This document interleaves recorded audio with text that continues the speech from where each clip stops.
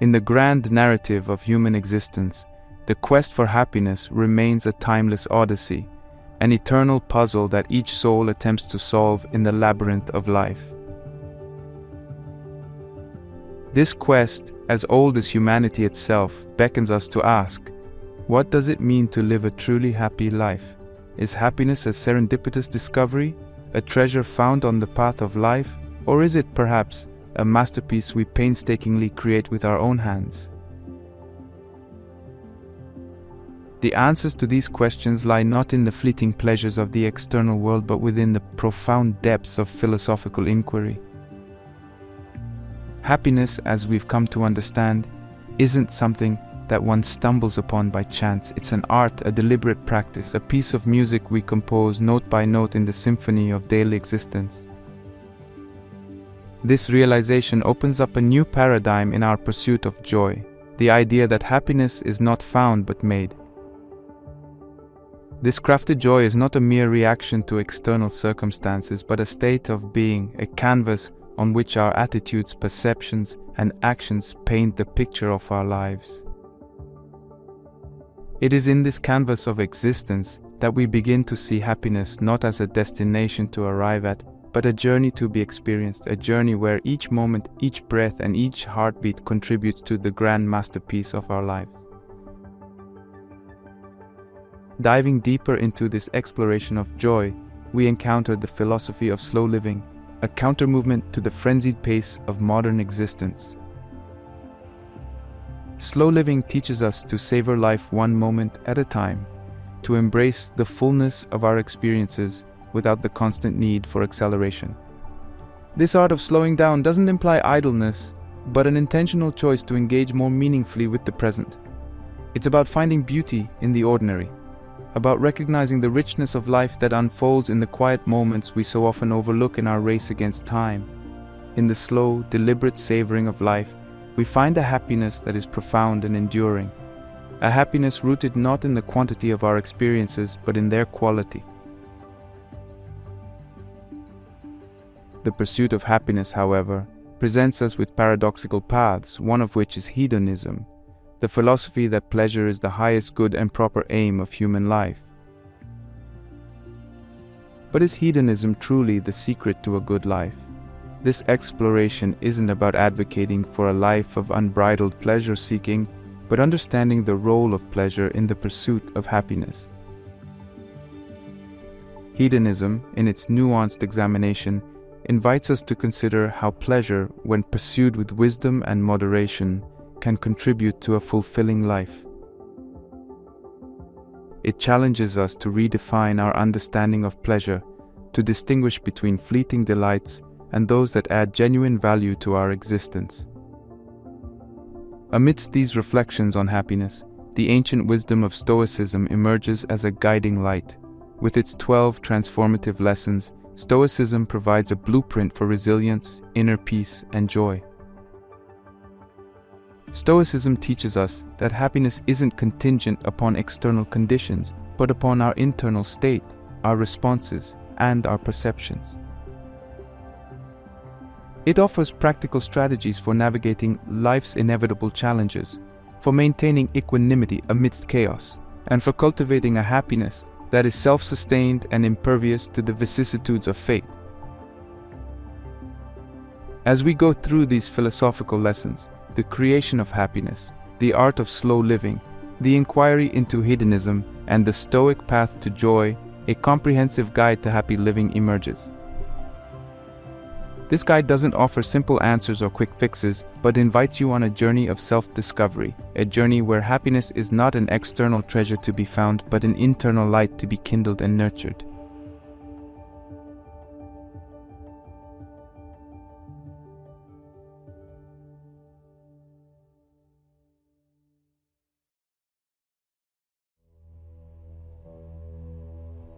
Truth about happiness. Happiness depends upon ourselves, proclaimed Aristotle, a timeless reminder that the essence of our joy lies within, not without. This profound statement invites us to delve deeper into what constitutes true contentment and how it can be attained. Aristotle's perspective aligns with the broader philosophical view that contentment is an internal state, an outcome of our virtues, and the way we choose to live our lives. It's a far cry from the hedonistic belief that pleasure is the highest good. Instead, Aristotle and many philosophers advocate for eudaimonia, a term often translated as happiness, but more accurately described as flourishing or well-being. The psychological viewpoint converges with this philosophy, though it often approaches the subject from a more empirical angle. Psychologists have long studied what makes people content and have found that it's less about external circumstances and more about how individuals perceive and react to their environment. This is where the concept of subjective well-being comes into play. It's a term used to describe how individuals evaluate their own lives. These evaluations include emotional reactions to events, as well as cognitive judgments about one's satisfaction with life as a whole. This subjective nature implies that two people in identical circumstances might report vastly different levels of well-being. It's crucial to distinguish between short-lived pleasures and enduring joy. The former, often referred to as hedonic pleasure, is fleeting. It's the burst of euphoria you get from eating a delicious meal, buying a new gadget, or receiving praise. These moments are bright but brief, like fireworks that dazzle and then disappear into the night. Enduring joy, on the other hand, is akin to a deep flowing river. It's more about a sustained state of satisfaction, a sense of peace and fulfillment that pervades regardless of external conditions. This type of joy is often linked to meaningful activities, personal growth, and deep connections with others. Understanding this distinction leads to a pivotal realization. While our circumstances can influence our sense of well-being, they don't dictate it. The key lies in our internal state and the choices we make. This concept is not just a philosophical musing, but is backed by psychological research. Studies in positive psychology, for instance, have shown that our actions, thoughts, and attitudes have a significant impact on our sense of well-being. This doesn't mean external factors like financial stability, health, and social relationships aren't important. Rather, it suggests that the way we choose to perceive and interact with these factors plays a critical role in our overall sense of contentment. Take, for example, the concept of gratitude. Regularly practicing gratitude, actively acknowledging and appreciating the positive aspects of life, can shift our focus from what's missing to what's present. This shift in perspective can profoundly impact our overall satisfaction.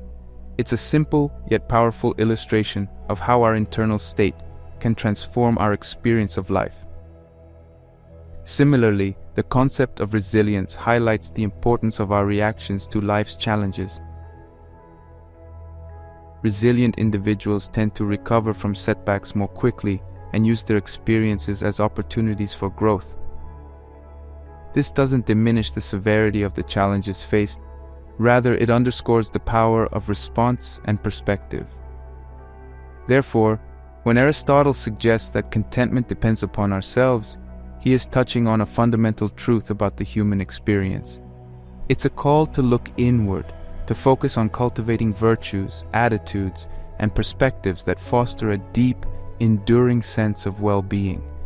It's about recognizing that while we can't always control what happens to us, we have considerable power over how we respond to our experiences. Understanding contentment involves recognizing its subjective nature, differentiating between fleeting pleasures and deeper joy, and acknowledging the significant role our internal state and choices play in our overall sense of well-being. It's a journey inward, a process of self-discovery and growth, where we learn to navigate the complex interplay of our emotions, thoughts, and experiences to cultivate a life of true flourishing.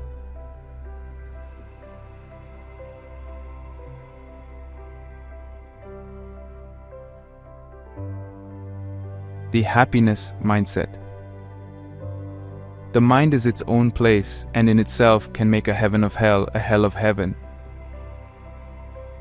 This poignant assertion by John Milton captures the profound impact of our mindset on our life experience.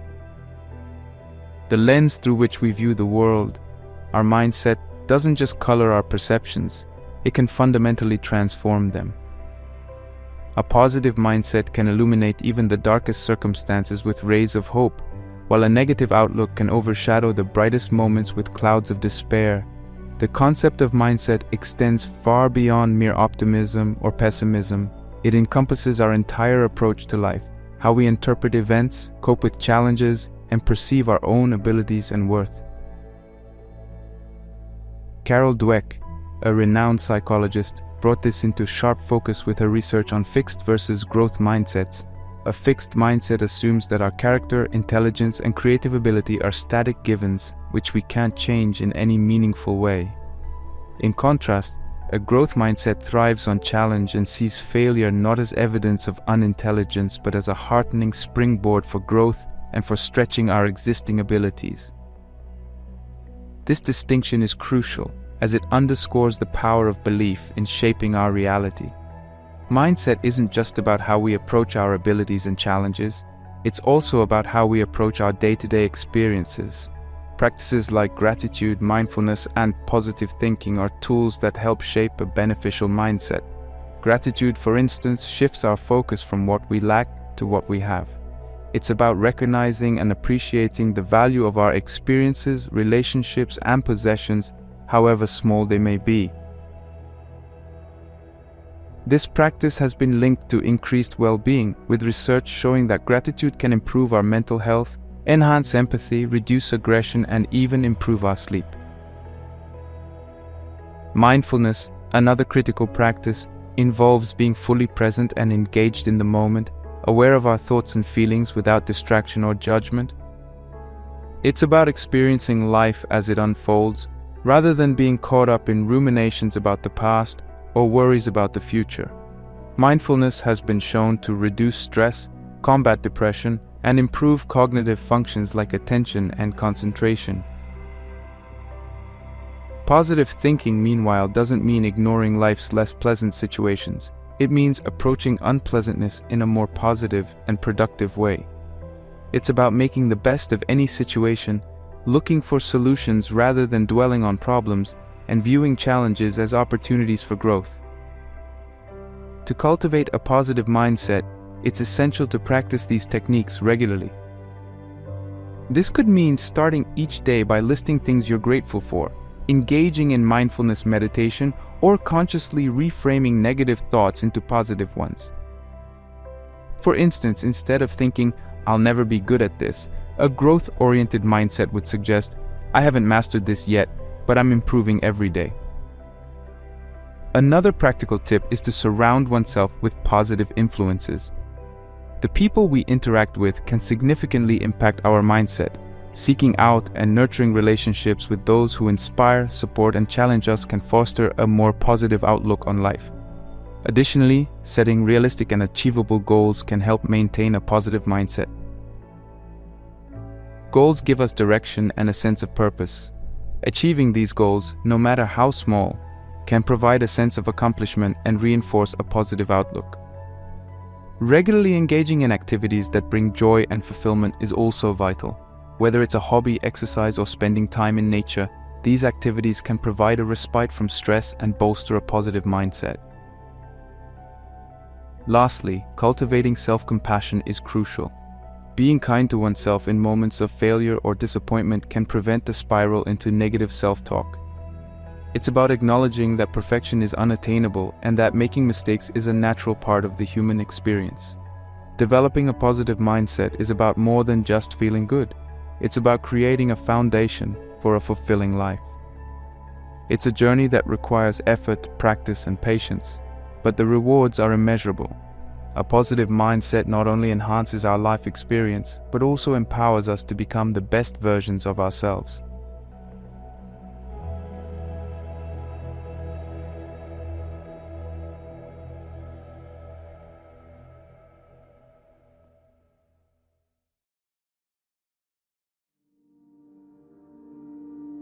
Overcoming obstacles to happiness. The only thing that will make you happy is being happy with who you are and not who people think you are. Goldie Hawn's words resonate with profound truth. emphasizing the essence of self-acceptance and authenticity. This statement leads us into a crucial aspect of personal contentment, overcoming the obstacles that often stand in our way. These barriers, including negative thinking, fear, past traumas, and societal pressures, can significantly impede our journey towards a fulfilling life. Negative thinking, often manifesting as a persistent inner critic, can distort our perception of reality, leading to a skewed and often pessimistic view of our lives and capabilities. This pattern of thought can trap us in a cycle of self-doubt and despair, hindering our ability to recognize and appreciate the positive aspects of our lives. Fear, closely tied to negative thinking, is another formidable barrier. It can paralyze us, preventing us from taking risks or pursuing goals, thus limiting our potential for growth and fulfillment. Past traumas, too, play a significant role in shaping our present state of mind. Unresolved traumas can leave deep psychological scars, influencing our behaviors and responses to current situations in ways that might be detrimental to our well-being. Societal pressures further compound these challenges. The expectations and norms imposed by society often dictate how we should live, who we should be, and what we should value. This external influence can lead to a life lived in accordance with others' expectations rather than our own genuine desires and values, resulting in a sense of alienation from our true selves. Addressing these barriers requires a multifaceted approach. For negative thinking, cognitive behavioral strategies can be effective. These involve identifying and challenging negative thought patterns, replacing them with more balanced and positive ways of thinking. Techniques such as mindfulness and meditation can also help by grounding us in the present moment and reducing the power of negative thoughts. To combat fear, exposure strategies can be beneficial. This involves gradually and systematically facing the things we fear in a controlled and safe environment, thereby reducing the power fear holds over us. This process can help build confidence and resilience, essential components of a fulfilling life. Dealing with past traumas often necessitates professional support, such as therapy or counseling. These services provide a safe space to explore and process traumatic experiences, leading to healing and a better understanding of oneself. Self-compassion and self-care are also vital in this process, as they allow us to treat ourselves with kindness and understanding, fostering a nurturing environment for healing. Regarding societal pressures, cultivating self-awareness and authenticity is key. This involves introspection to understand our true values, desires, and aspirations, independent of societal expectations. Living authentically means aligning our actions and choices with these intrinsic values, leading to a more congruent and satisfying life. Goldie Hawn's quote underscores the importance of self-acceptance in this process. Embracing who we are, flaws and all, and releasing the need for external validation can free us from many of the barriers that impede our contentment. This doesn't mean ignoring areas for growth, but rather accepting our current state while striving for personal improvement. Practicing self-acceptance involves challenging societal stereotypes and embracing our unique qualities. It means letting go of the pursuit of perfection and accepting that making mistakes is an integral part of the human experience. Encouraging self-compassion and empathy towards oneself can significantly aid this process. By treating ourselves with the same kindness and understanding that we would offer a good friend, we can build a more positive relationship with ourselves. Another strategy is to establish healthy boundaries. This means learning to say no to demands that conflict with our values or well-being and not feeling guilty for prioritizing our needs. Setting these boundaries can help protect our mental and emotional health, fostering a sense of control and self-respect. In essence, overcoming obstacles to personal contentment involves a combination of introspection, therapeutic strategies, cultivating self-acceptance, and living authentically. It's about recognizing and addressing the internal and external factors that impede our well-being and taking proactive steps to mitigate their impact. By doing so, we can pave the way for a more fulfilling and contented life, grounded in self-acceptance and authenticity.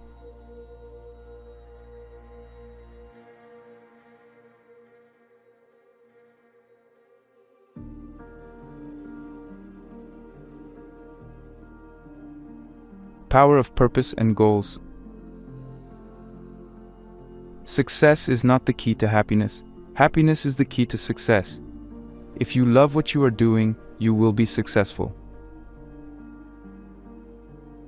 Albert Schweitzer's insightful words capture the essence of a fulfilling life, one where purpose and passion intersect. This perspective turns the traditional view of success on its head, suggesting that true achievement comes not from reaching societal benchmarks of success, but from engaging in activities that resonate with our deepest selves. The concept of purpose is central to human experience. Having a sense of purpose means knowing who we are, what we value, and what we aspire to contribute to the world. It's about finding meaning and direction in life. When our daily activities align with this sense of purpose, they become more than just tasks. They transform into steps along a path of personal fulfillment. This alignment brings a profound sense of satisfaction and joy, far deeper than the fleeting pleasure of superficial achievements. Setting personal goals is a practical extension of this concept. Goals provide a tangible way to channel our energies and aspirations. They act as milestones on our journey towards a life of purpose. These goals can be varied, from professional achievements and personal development to hobbies and community service. What matters most is their alignment with our deeper values and passions. Take, for example, someone who finds deep satisfaction in artistic expression. Setting a goal to complete a certain number of paintings over a year can provide a sense of direction and accomplishment. For another whose passion lies in helping others, volunteering a set number of hours each week at a local shelter can be incredibly fulfilling. These goals, rooted in personal values and passions, provide a sense of progress and achievement that feeds into an overall sense of contentment. It's important to note that the journey towards these goals is as significant as their attainment. The process of striving towards a goal, overcoming challenges, and growing along the way contributes significantly to a sense of personal accomplishment and fulfillment. This journey imbues our lives with a sense of purpose and direction, making our daily experiences more meaningful.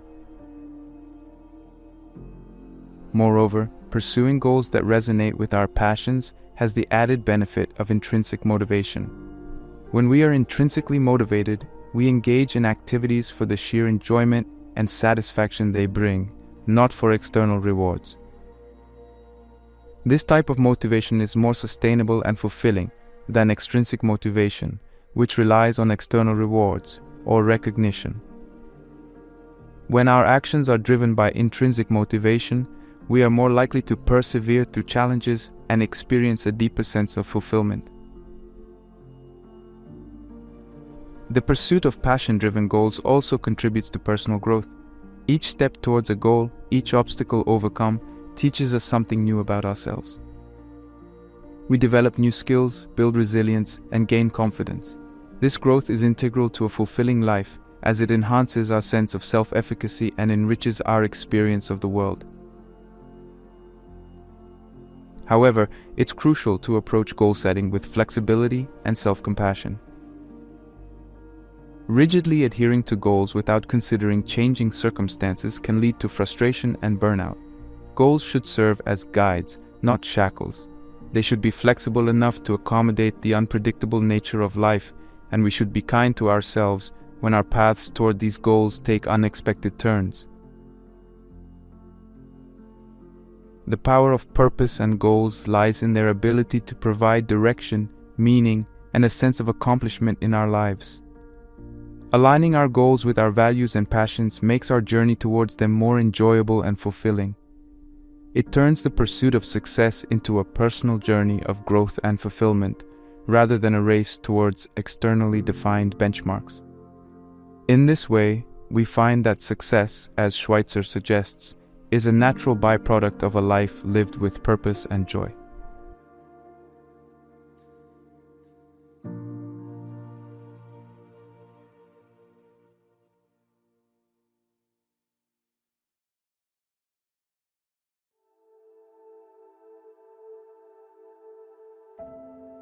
Joy through self-care and wellness. Happiness is a state of activity, Aristotle astutely observed, suggesting that it's in our actions and efforts where true contentment is nurtured. This insight is particularly relevant when considering the role of self-care and wellness in cultivating a fulfilling life. Far from being mere indulgences, self-care practices are vital components in maintaining and enhancing our physical and mental health, both of which are foundational to our overall well-being. The importance of physical health in this equation cannot be overstated. Our physical state greatly influences our mental and emotional states. Regular exercise, for example, is not just about physical fitness or managing weight. It has profound effects on our mental health. Engaging in physical activity releases endorphins, often referred to as feel-good hormones, which can elevate mood and reduce stress. Exercise also enhances self-esteem and can be a powerful tool in managing anxiety and depression. It's a perfect embodiment of Aristotle's concept of activity leading to a state of well-being. A balanced diet is another cornerstone of physical health with direct implications for mental and emotional well-being. Nutritious foods provide the energy and nutrients necessary for the optimal functioning of our brains and bodies. A diet rich in fruits, vegetables, whole grains, lean protein, and healthy fats can improve cognitive function, mood, and energy levels. On the other hand, a diet high in processed foods and sugars can have the opposite effect, potentially leading to mood swings and energy crashes. Adequate sleep is another critical aspect of self-care. Sleep is the body's time to repair and rejuvenate. Lack of sleep can lead to a host of problems, including irritability, difficulty concentrating, and impaired cognitive function. Chronic sleep deprivation can even contribute to the development of mental health issues, such as depression and anxiety. Ensuring a regular sleep schedule and creating a restful sleeping environment are essential steps in maintaining both physical and mental health. Engaging in hobbies and activities that bring joy and relaxation is equally important. Hobbies provide a break from the routine and stresses of daily life. They offer an opportunity to engage in activities purely for the sake of enjoyment, which can be incredibly rejuvenating. Whether it's painting, gardening, playing a musical instrument, or hiking, hobbies provide a sense of accomplishment and can be a great source of joy and fulfillment. However, it's important to recognize that self-care is not a one-size-fits-all endeavor. What works for one person may not work for another. The key is to find practices that resonate with you and fit into your lifestyle.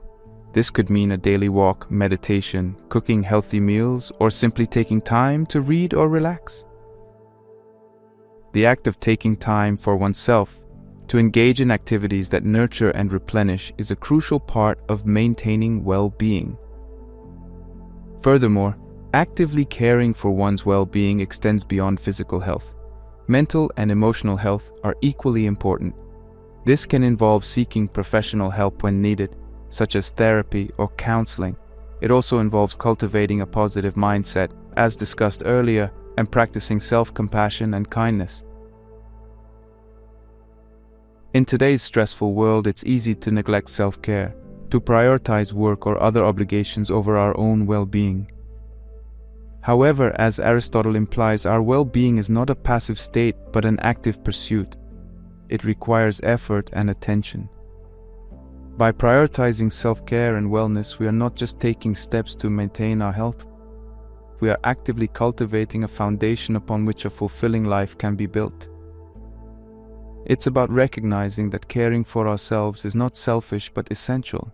It's an investment in ourselves, one that pays dividends in the form of improved health, increased energy, and a deeper sense of contentment and fulfillment.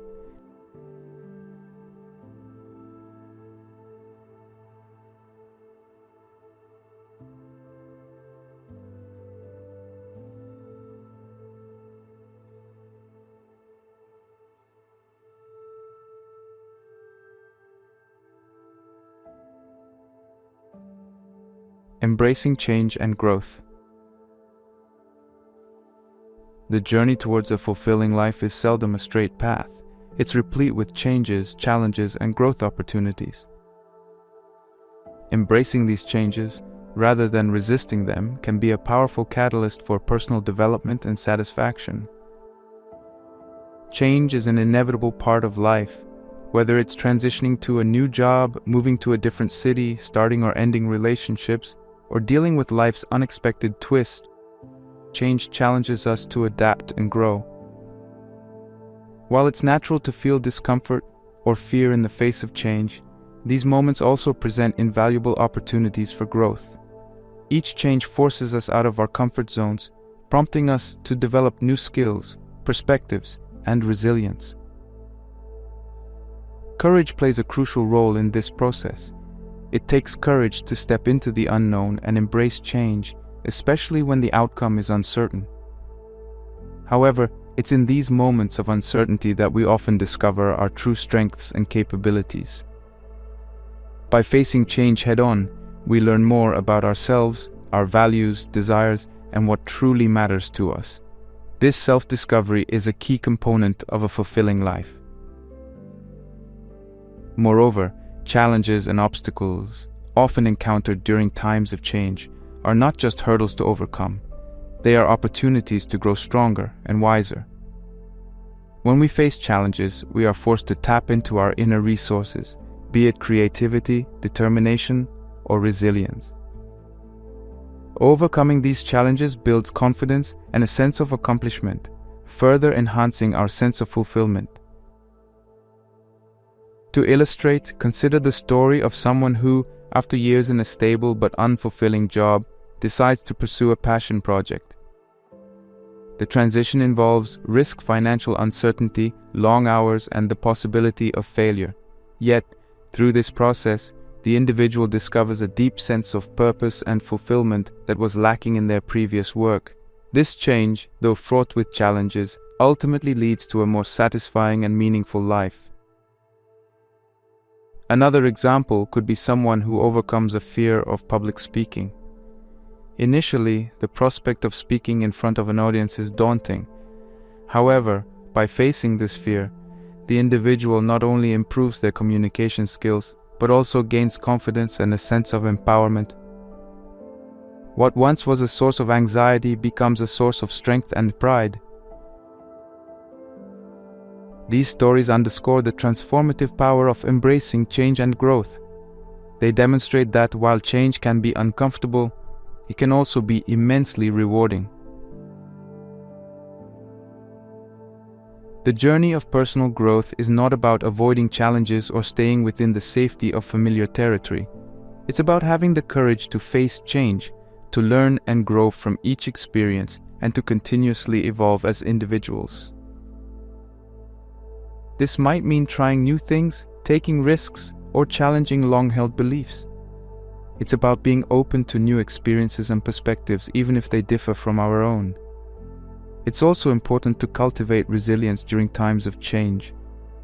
This involves developing a positive mindset, as discussed earlier, and utilizing support systems such as friends, family, or mentors. Having a support network can provide encouragement and guidance during challenging times. In essence, embracing change and growth is about recognizing that life's most rewarding experiences often come from its most challenging moments. It's about understanding that personal growth is an ongoing journey, not a destination. By adopting a mindset that views change as an opportunity rather than a threat, we open ourselves up to a world of possibilities and a deeper sense of fulfillment. It's a journey that requires courage, resilience, and an openness to new experiences, but it is one that leads to a richer, more rewarding life.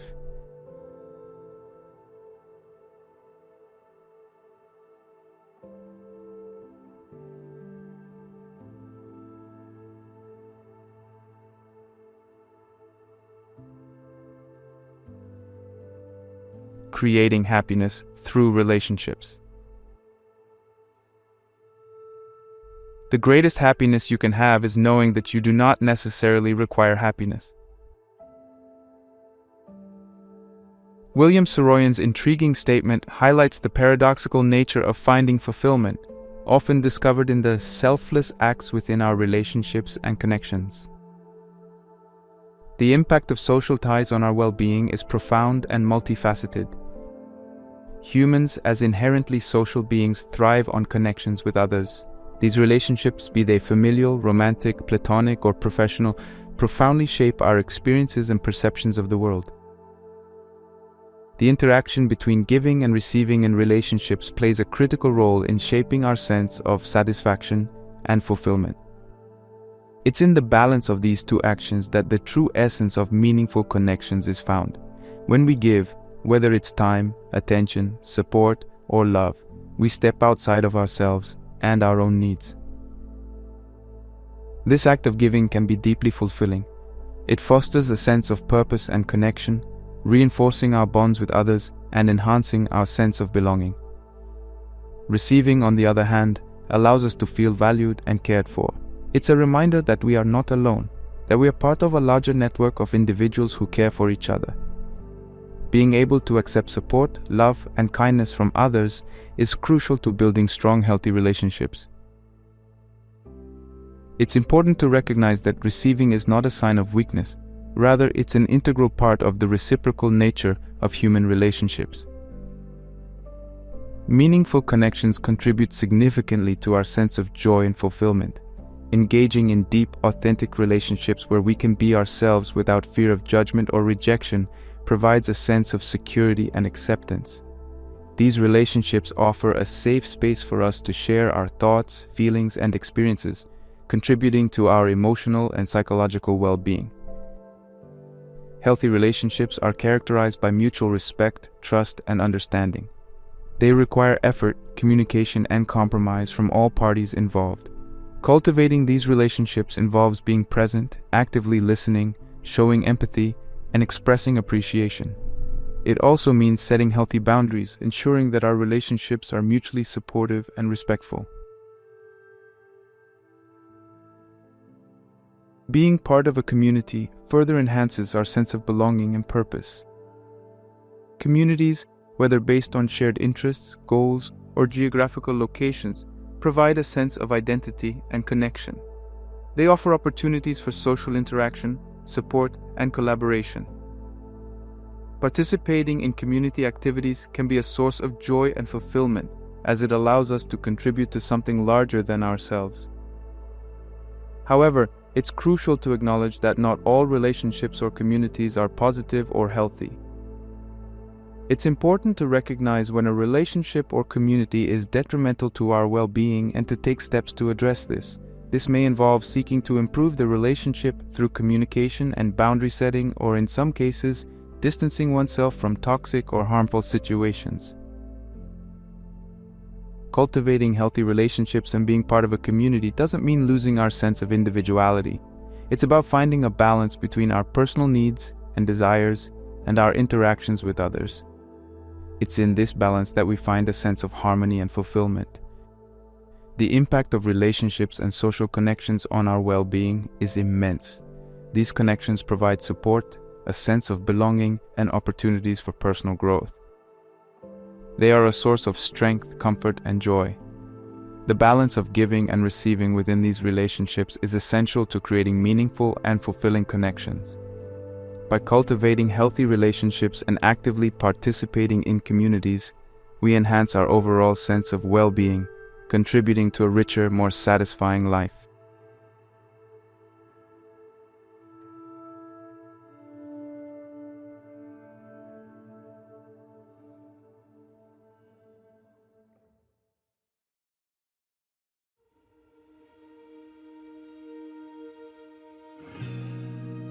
we've delved deep into the multifaceted nature of creating a fulfilling life, discovering that it's not a singular act, but a tapestry woven from various threads: understanding, mindset, overcoming obstacles, purpose, self-care, embracing change, and nurturing relationships.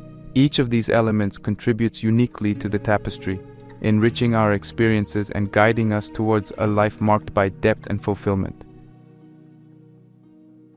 Our first thread, understanding the true nature of contentment, reminds us that it's a state we create, not a treasure we find. This understanding liberates us from the endless pursuit of external sources of joy, directing our focus inward to where real transformation begins. We learned that the power of our mindset in shaping our reality cannot be overstated. By nurturing a positive outlook, we open ourselves to experiences that enrich our lives, emphasizing that the quality of our thoughts significantly influences the quality of our lives. Overcoming obstacles is a testament to our resilience.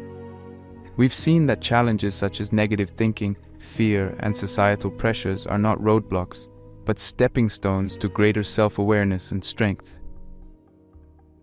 The power of purpose and goals teaches us that fulfillment often lies in the pursuit of what genuinely matters to us, aligning our actions with our deepest values and passions. In discussing self-care, we're reminded of the age-old wisdom that to pour into others, we must first fill ourselves. Our physical and mental health are the bedrock upon which we build a life of joy and meaning. Engaging in activities that nourish our bodies and minds is not a luxury, it's a necessity. Embracing change and personal growth is perhaps one of the most challenging yet rewarding threads. It requires courage to step into the unknown, but it's in this space of uncertainty that we often find our greatest strengths and uncover new opportunities for growth. Finally, the power of relationships and community beautifully illustrates that our connections with others are not just parts of our lives, but are integral to our sense of well-being. These connections remind us that we are not alone on this journey. We are part of a larger tapestry of human experience. In weaving these threads together, we create a life not defined by fleeting moments of pleasure, but characterized by enduring fulfillment and joy. It's a journey that requires effort, patience, and persistence. There will be times of doubt and difficulty, but these are not signs of failure. They're part of the human experience, opportunities for growth and deeper understanding. As you move forward, remember that the creation of a fulfilling life is an ongoing process. It's not about perfection, it's about progress. Each day brings new opportunities to learn, grow, and contribute in meaningful ways. Embrace these opportunities with an open heart and a curious mind. In closing, let this be your motivation. You have the power to create a life of fulfillment and joy. It's within you, waiting to be unleashed. So take the lessons learned, the insights gained, and the wisdom shared, and weave your unique tapestry. The journey to fulfillment is not a race, it's a journey to be savored, step by step, moment by moment. Keep moving forward, keep growing, and keep creating the life you envision. The path is yours to tread, the tapestry yours to weave. Go forth and create your masterpiece.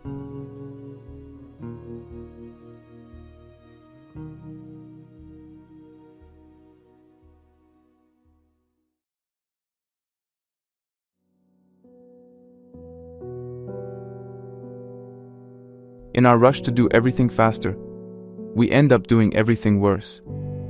Carl Honoré.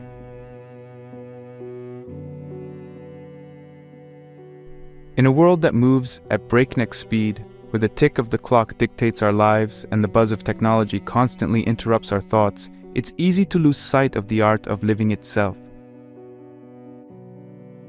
This is where the philosophy of slow living steps in, a gentle yet powerful reminder that there is more to life than just racing to the finish line. As Carl Honoré, a vocal advocate of the slow movement, eloquently put it, in our rush to do everything faster, we end up doing everything worse. This simple statement encapsulates the essence of slow living, a philosophy that encourages us to break free from the shackles of haste and urgency and embrace a life lived with intention, mindfulness, and a deep appreciation for the present moment. At its core, slow living is not about doing everything at a snail's pace. Rather, it's about finding the right speed to do things with purpose, quality, and a deeper sense of satisfaction. It's a philosophy that challenges the modern narrative of more is better, urging us to step back and question our relentless pursuit of efficiency and speed. This lifestyle choice is a conscious effort to decelerate the pace of our lives, allowing us to breathe, reflect, and engage more fully with our surroundings and our inner selves.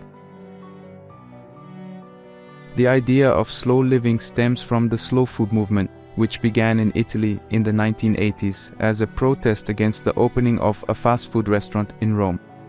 This movement, which prioritized local food traditions and sustainable agriculture, soon blossomed into a global crusade against the homogenization of culture and the relentless pace of modern life.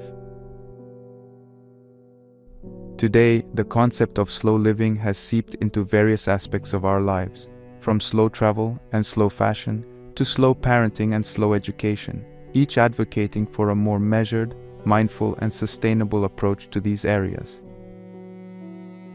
Slow living is, in many ways, a personal journey, a path that leads to greater self-awareness and a more harmonious relationship with time.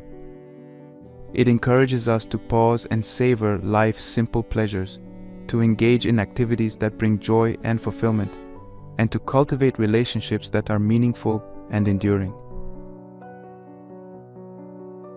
It's about making a conscious choice to prioritize quality over quantity, to value experiences over possessions, and to find beauty in the ordinary and the everyday. Embracing slow living doesn't mean rejecting technology or modern conveniences. Rather, it's about using them in a way that enhances our lives without dominating them.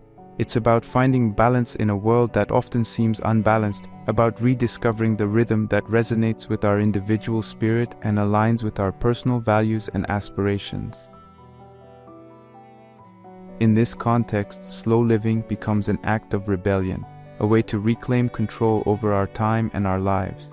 It's a statement against the culture of instant gratification and perpetual busyness that defines much of our modern existence. By choosing to live slowly, we are choosing to live deliberately, to make room for growth, creativity, and a deeper connection with the world around us. As we delve into the various facets of slow living, we will explore how this philosophy can be applied to different areas of our lives.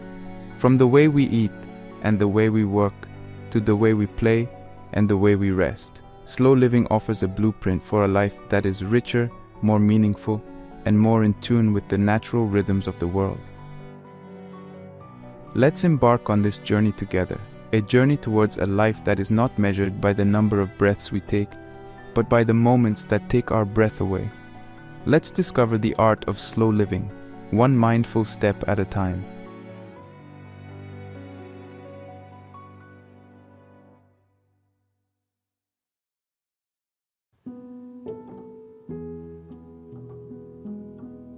Lesson 1. Embracing daily rituals.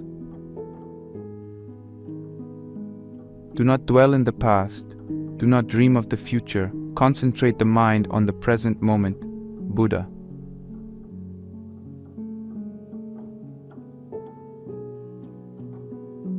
This timeless wisdom echoes profoundly in the context of our first exploration in the journey of slow living. Embracing daily rituals. Rituals, often perceived as mundane or routine, are in fact powerful tools that can anchor us in the present, providing structure, comfort, and a sense of grounding in our fast-paced lives. In a world where constant change and uncertainty seem to be the only constants, establishing daily rituals becomes an act of self-care and mindfulness. These rituals need not be elaborate. They can be as simple as a morning cup of coffee savored in silence, a short walk in the park, or the nightly routine of reading before bed. The key lies in their regularity and the intention behind them. When we engage in these rituals, we are not just performing tasks, we are consciously creating moments in our day that are ours alone, untouched by the external demands of the world. These rituals serve as anchors, holding us steady in the swirling currents of our busy lives. They give us something to look forward to, a moment of calm in the storm. When we start our day with a ritual, we set the tone for the hours that follow. Similarly, ending our day with a ritual helps us unwind and prepare for restful sleep. In these moments, we find a rare opportunity to pause, reflect, and connect with ourselves. This connection is vital for our mental and emotional well-being, offering a chance to check in with our inner selves, to align our actions with our values, and to find joy in the simplicity of the moment. These daily rituals are not just about self-reflection, they also have the power to transform our perception of time. In a society that values productivity above all else, where every minute is expected to be filled with purpose and achievement, rituals allow us to reclaim time for ourselves. They teach us that not every moment needs to be productive in the conventional sense. Some moments can simply be about being, experiencing the world around us, savoring the sensations of the present, and acknowledging our existence in its fullest form. Creating meaningful routines in our daily life also helps us cultivate a sense of stability and normalcy, especially in times of stress or upheaval. When the world around us feels chaotic and unpredictable, our rituals can be a source of comfort and reliability. They remind us that, despite the ever-changing nature of life, there are still aspects that are within our control, our actions, our thoughts, and how we choose to spend our time. As we integrate these rituals into our lives, we may find that they evolve and change just as we do. What once brought us peace and joy may no longer resonate in the same way, and that's okay. The beauty of rituals lies in their fluidity. They can be adapted, modified, and reinvented to suit our current needs and circumstances. The important thing is to remain mindful and intentional about them, to recognize their value in our journey towards slow living. Embracing daily rituals is about more than just creating routines. It's about crafting a life that is intentional, mindful, and deeply connected to the present. It's about recognizing that in the ordinary, we can find the extraordinary, and in the mundane, the magical.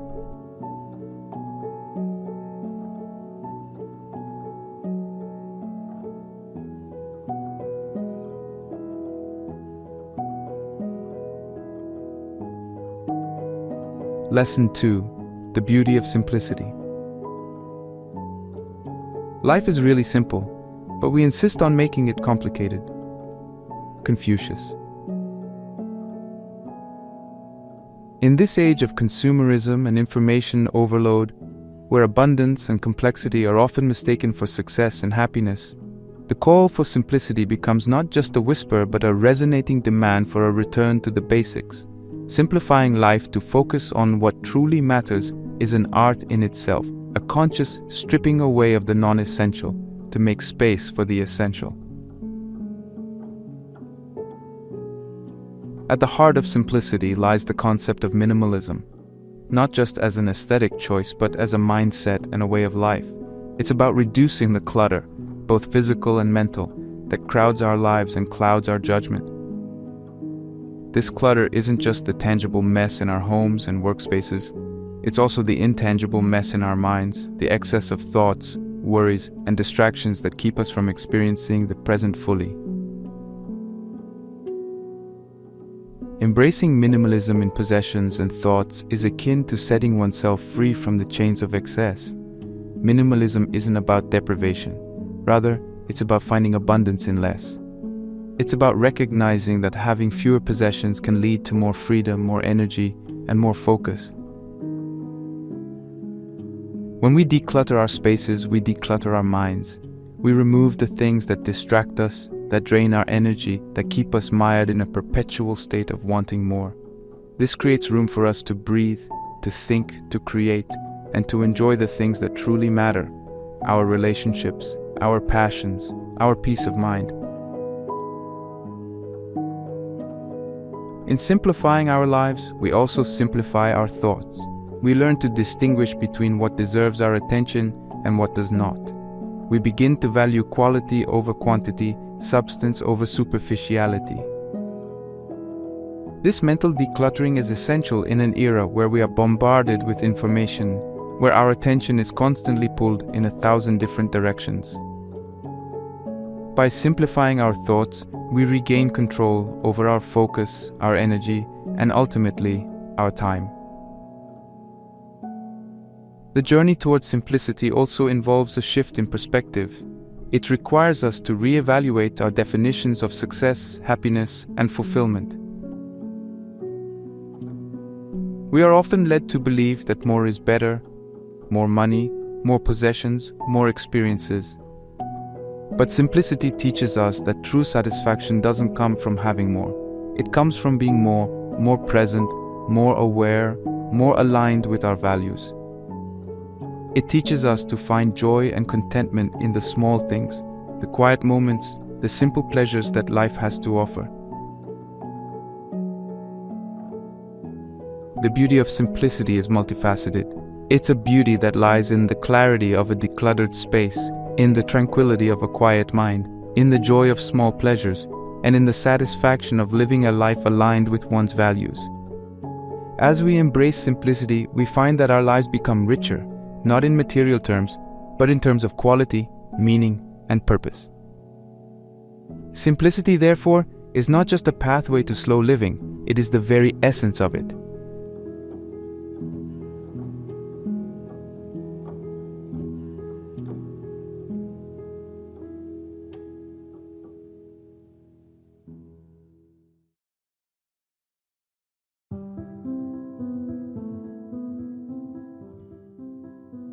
Lesson 3. Embracing and enjoying your fate. I want to learn more and more to see as beautiful what is necessary in things. Then I shall be one of those who makes things beautiful. Amor fati, let that be my love henceforth. I do not want to wage war against what is ugly. I do not want to accuse. I do not even want to accuse those who accuse. Looking away shall be my only negation. And all in all and on the whole, someday I wish to be only a yes-sayer. Friedrich Nietzsche.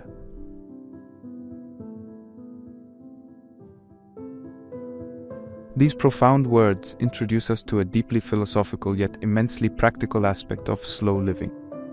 Embracing and enjoying your fate, an idea encapsulated in the powerful concept of amor fati, the love of one's fate.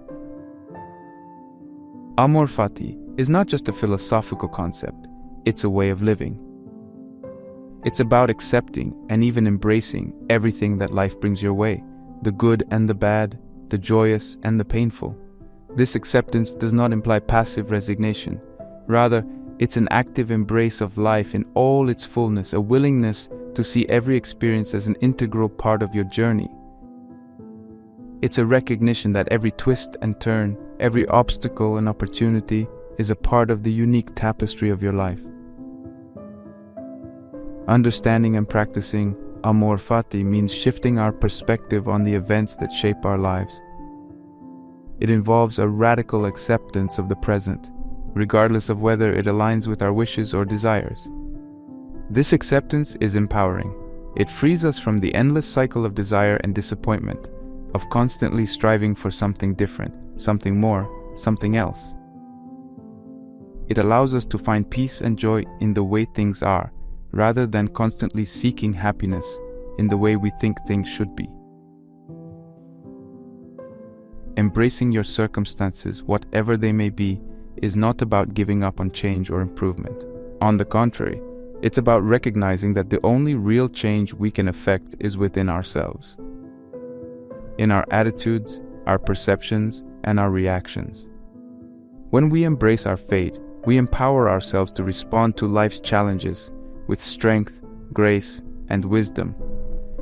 We learn to see every situation as an opportunity for growth and transformation. Amor fati teaches us the value of gratitude. In embracing our fate, we learn to be grateful for the experiences that shape us, even the painful ones. We realize that our struggles are often our greatest teachers, that our hardships can be the catalyst for profound personal development. This gratitude is not superficial. It's a deep, abiding appreciation for the richness and complexity of life. Living with amor fati also means embracing the impermanence of life. It reminds us that everything is transient, our joys, our sorrows, our successes, and our failures. This awareness brings a sense of humility and perspective, a recognition that we are but small players in the grand drama of the universe. It teaches us to hold on to things lightly, to enjoy the present moment without clinging to it, to let go gracefully when the time comes. But perhaps the most beautiful aspect of amor fati is the way it transforms our relationship with ourselves and the world around us. When we embrace our fate, we learn to be kinder to ourselves, to forgive ourselves for our flaws and failures. We learn to extend this kindness and compassion to others, recognizing that like us, they too are navigating the complexities of fate. We develop a sense of connectedness, a realization that we are all part of the same intricate web of existence. Embracing and enjoying your fate is about finding beauty and meaning in the life you have been given. It's about saying yes to life in all its forms, about making peace with the past, engaging fully with the present, and facing the future with courage and optimism. It's a crucial step in the journey towards slow living, a journey that encourages us to live deeply, thoughtfully, and authentically.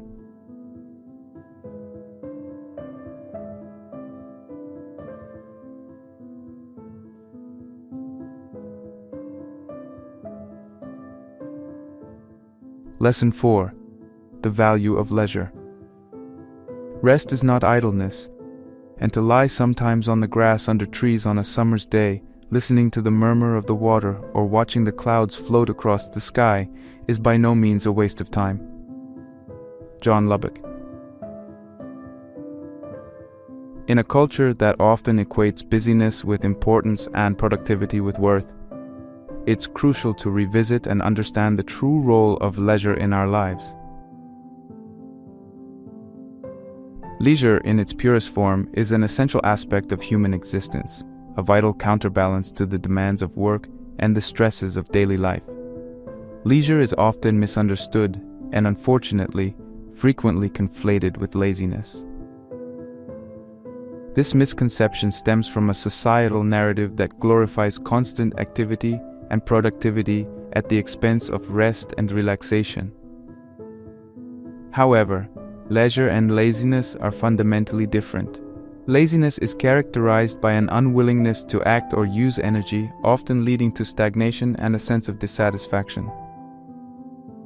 Leisure, on the other hand, is a conscious choice to engage in restful activities that rejuvenate and enrich our minds and bodies. It is an active pursuit, a deliberate decision to allocate time for activities that bring joy, relaxation, and a break from the routine demands of life. The significance of leisure lies in its capacity to restore us. It provides a space for mental and physical recovery, allowing us to recharge and return to our work with renewed energy and perspective.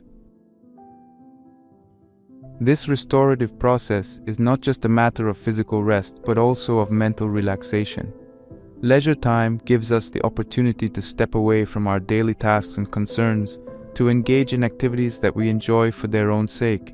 This could mean delving into a hobby, spending time in nature, reading a book, or simply doing nothing at all. The key is that these activities should be engaged in freely and should bring a sense of joy and relaxation.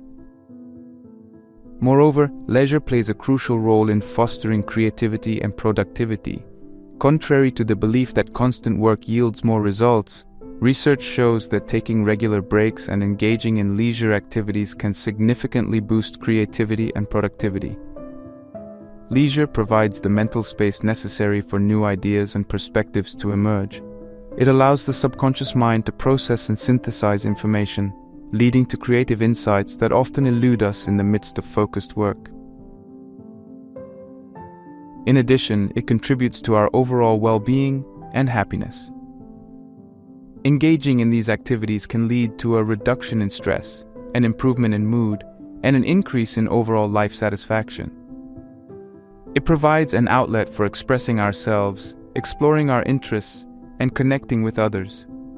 It fosters a sense of accomplishment and fulfillment that is different from, yet just as important as, the fulfillment we derive from our work. It's also essential for personal development and growth. It allows us to explore new interests, develop new skills, and broaden our horizons. These activities can challenge us in different ways than our work does, helping us to grow and evolve as individuals. They provide an opportunity for self-discovery and self-expression, allowing us to explore aspects of our identity that might remain dormant in the hustle of daily life. However, embracing leisure requires a shift in mindset.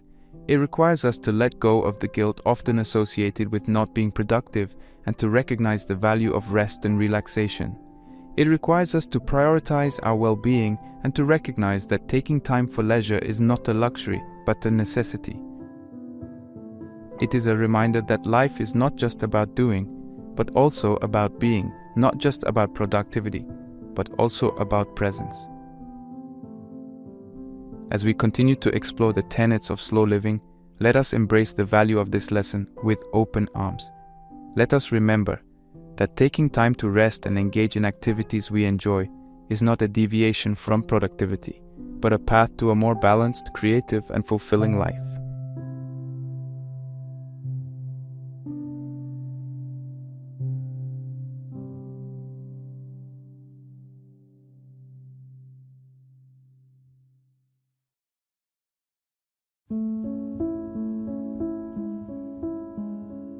Lesson 5. Embracing patience.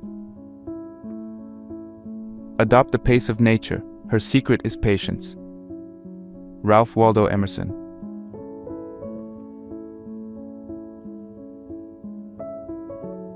In a world increasingly driven by the desire for instant results and immediate gratification, the virtue of patience seems to be waning. The rapid advancements in technology, the pace of modern life, and the cultural shifts in how we communicate and consume have collectively fostered an expectation of quick, if not instantaneous, responses to our needs and desires. This relentless pursuit for the immediate can often leave us feeling rushed, stressed, and perpetually unsatisfied. In contrast, cultivating patience opens a pathway to a more thoughtful, peaceful, and fulfilling way of life. The cultural shift towards instant gratification is evident in various aspects of modern life. From fast food to fast fashion, from binge watching to instant messaging, the emphasis is on speed and efficiency. The ability to have our desires met almost as soon as they arise has created an underlying impatience in our approach to life. This impatience is not just external. It seeps into our internal landscape, affecting how we perceive time, how we manage our expectations, and how we deal with the inevitable delays and obstacles that life presents. The result is a collective restlessness, a sense of dissatisfaction that lingers even when our immediate needs are met. Cultivating patience, therefore, becomes a crucial counterbalance to this trend. It involves developing the ability to wait, to endure delay or hardship, without becoming annoyed or anxious. Patience is not a passive resignation to circumstances, but an active engagement with the process of life. It's about finding contentment and peace in the journey, not just the destination. It's about understanding that some things simply cannot be rushed, and that the best experiences often come from a willingness to wait. Developing patience requires both awareness and practice. It starts with recognizing the moments when impatience arises and understanding the triggers that set it off. This awareness can come from mindfulness practices such as meditation, which help us cultivate a sense of calm and presence in the moment. Mindfulness teaches us to observe our thoughts and feelings without judgment, allowing us to see the impatience without getting caught up in it. Another effective technique for cultivating patience is to deliberately put ourselves in situations where we have to wait. This could be as simple as standing in the longer line at the grocery store, taking the slower route to work, or refraining from using technology shortcuts. These small acts of patience can strengthen our ability to handle bigger moments of delay and frustration. They teach us to find comfort and peace in the waiting, to use the time for reflection, or simply to be present in the moment. Practicing gratitude is another powerful tool in developing patience. When we focus on the things we are grateful for, we shift our perspective from what we lack to what we have. This shift can alleviate the sense of urgency that often accompanies impatience. Gratitude helps us appreciate the present moment, with all its imperfections and delays, reminding us that there is value and beauty to be found in the here and now. Additionally, setting realistic expectations is key to cultivating patience. Often, our impatience stems from expectations that are out of sync with reality. By setting more realistic goals and timelines, we can reduce the frustration and disappointment that come from unmet expectations. This doesn't mean lowering our standards or giving up on our ambitions. It simply means acknowledging that some things take time, and that's okay. Cultivating patience also involves a shift in how we view time itself. In our fast-paced world, time is often seen as a commodity, something to be maximized and optimized. Patience invites us to see time differently, not as something to be filled or managed, but as something to be experienced and savored. It teaches us to value the quality of our time, not just the quantity. Cultivating patience is about embracing a slower, more deliberate approach to life. It's about learning to wait with grace and dignity, to find joy and meaning in the process, and to trust in the natural unfolding of life. As we continue our journey through the principles of slow living, let us carry with us the wisdom of patience, the understanding that good things often take time and that there is much to be learned and appreciated in the waiting. Patience, after all, is not just a virtue, it's a pathway to a deeper, more connected, and more fulfilling life.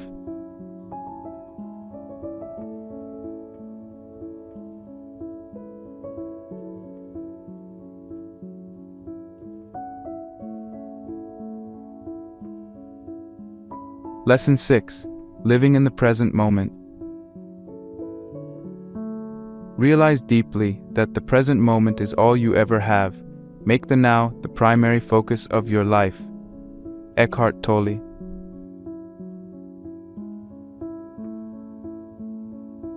This lesson, crucial in the philosophy of slow living, invites us to explore the art of focusing on and truly enjoying the now. In our fast-paced, forward-looking society, where future plans and past memories often overshadow our current experiences, learning to live in the present moment is both a challenge and a profound opportunity for enrichment and growth. Understanding the concept of living in the now is fundamental to embracing this art.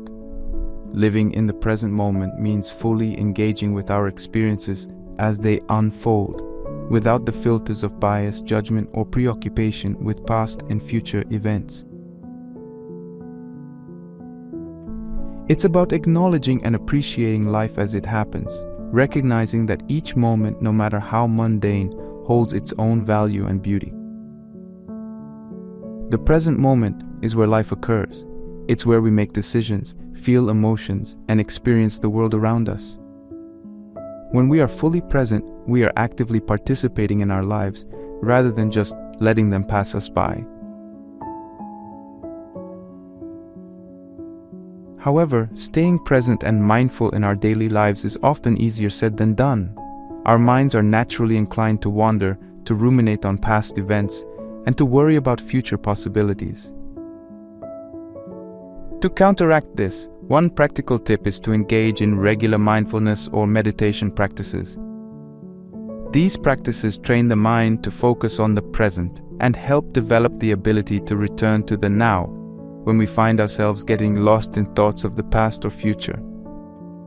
Techniques like focusing on the breath, engaging in a body scan, or simply observing our current thoughts and feelings without judgment can ground us in the present moment. Another key strategy for living in the present is to cultivate an attitude of gratitude. By regularly acknowledging and appreciating what we have right here and now, we can shift our focus away from what we lack or what we desire in the future. Keeping a gratitude journal, or simply taking a few moments each day to mentally list things we are thankful for, can significantly enhance our awareness and appreciation of the present. In addition, reducing distractions is crucial in our attempt to live in the present.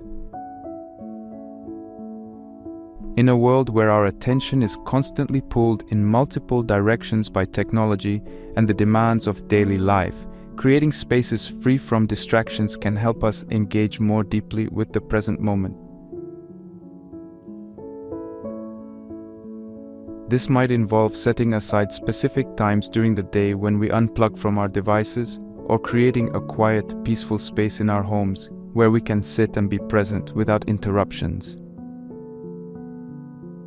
Engaging fully in our current activities is another practical way to stay present. Often, we find ourselves performing tasks while our minds are elsewhere.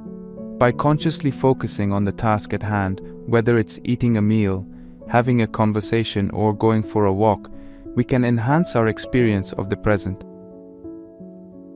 This means actively listening when someone is speaking, savoring each bite of our food, or noticing the sights and sounds around us as we walk.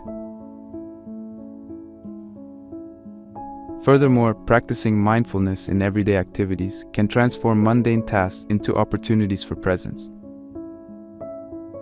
Simple activities like washing dishes, taking a shower, or driving can become exercises in mindfulness if we focus on the sensations and experiences associated with these activities.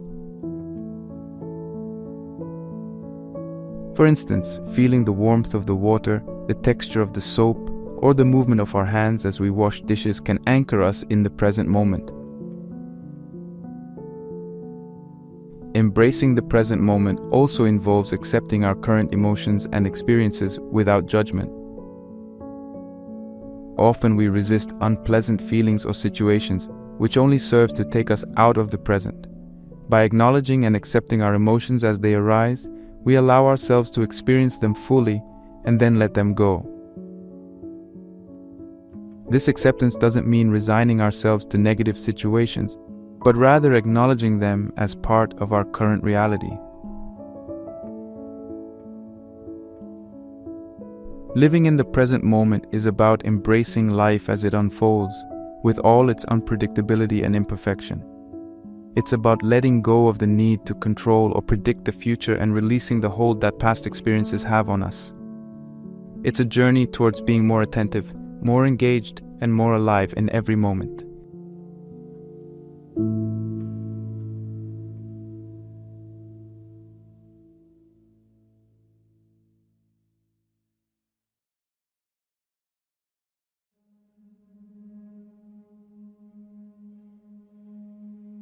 As we draw this exploration of the art of slow living to a close, let us take a moment to reflect on the key lessons that have illuminated our journey, weaving together a tapestry of wisdom that can guide us towards a more mindful, fulfilled, and balanced existence. We began with the power of embracing daily rituals, understanding how small intentional practices can ground us in the present, creating a rhythm and a sense of stability amidst the chaos of life. These rituals, whether as simple as a morning cup of tea or a nightly moment of gratitude, serve as anchors, reminding us of the joy found in the ordinary and the importance of carving out time for ourselves. Moving forward, we delved into the beauty of simplicity, learning that the minimalist approach to life, both in terms of possessions and mindset, can lead to greater clarity, peace, and satisfaction. By stripping away the non-essential, we make room for the truly important, allowing ourselves to breathe, reflect, and engage more deeply with our surroundings and ourselves. In discussing embracing and enjoying your fate, we explored the concept of amor fati, the love of one's fate.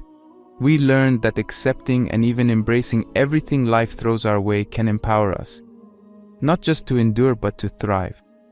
This acceptance allows us to find beauty and growth in all experiences, fostering resilience and a deep-seated contentment in the face of life's vicissitudes. The value of leisure taught us that rest is not idleness, but a vital component of a well-rounded, creative, and productive life.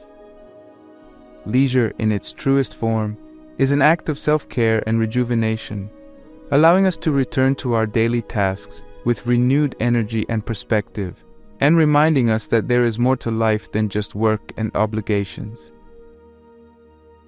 In cultivating patience, we learn the importance of developing the ability to endure delay or hardship without becoming annoyed or anxious.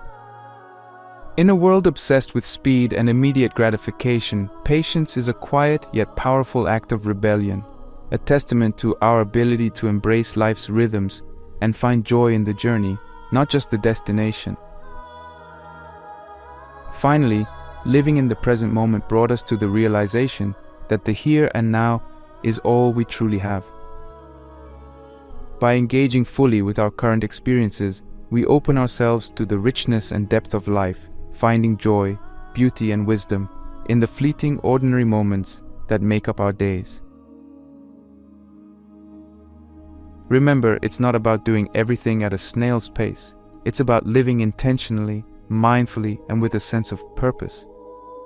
It's about choosing quality over quantity, depth over breadth, and living in a way that aligns with your values and brings you genuine happiness. Let this exploration be a starting point, an invitation to slow down, to savor, and to reconnect with the essence of living. As you step back into the rhythm of your life, carry with you the lessons of slow living. Let them guide your choices, your actions, and your mindset. So go forth with the knowledge that in the simplicity, in the rituals, in the leisure, in the patience, and in the present moment, there lies a path to a richer, more fulfilling life. Embrace it, savor it, and let it transform you. The art of slow living is a gift, one that is available to all who seek it. May your journey be filled with discovery, joy, and an abundance of moments that take your breath away.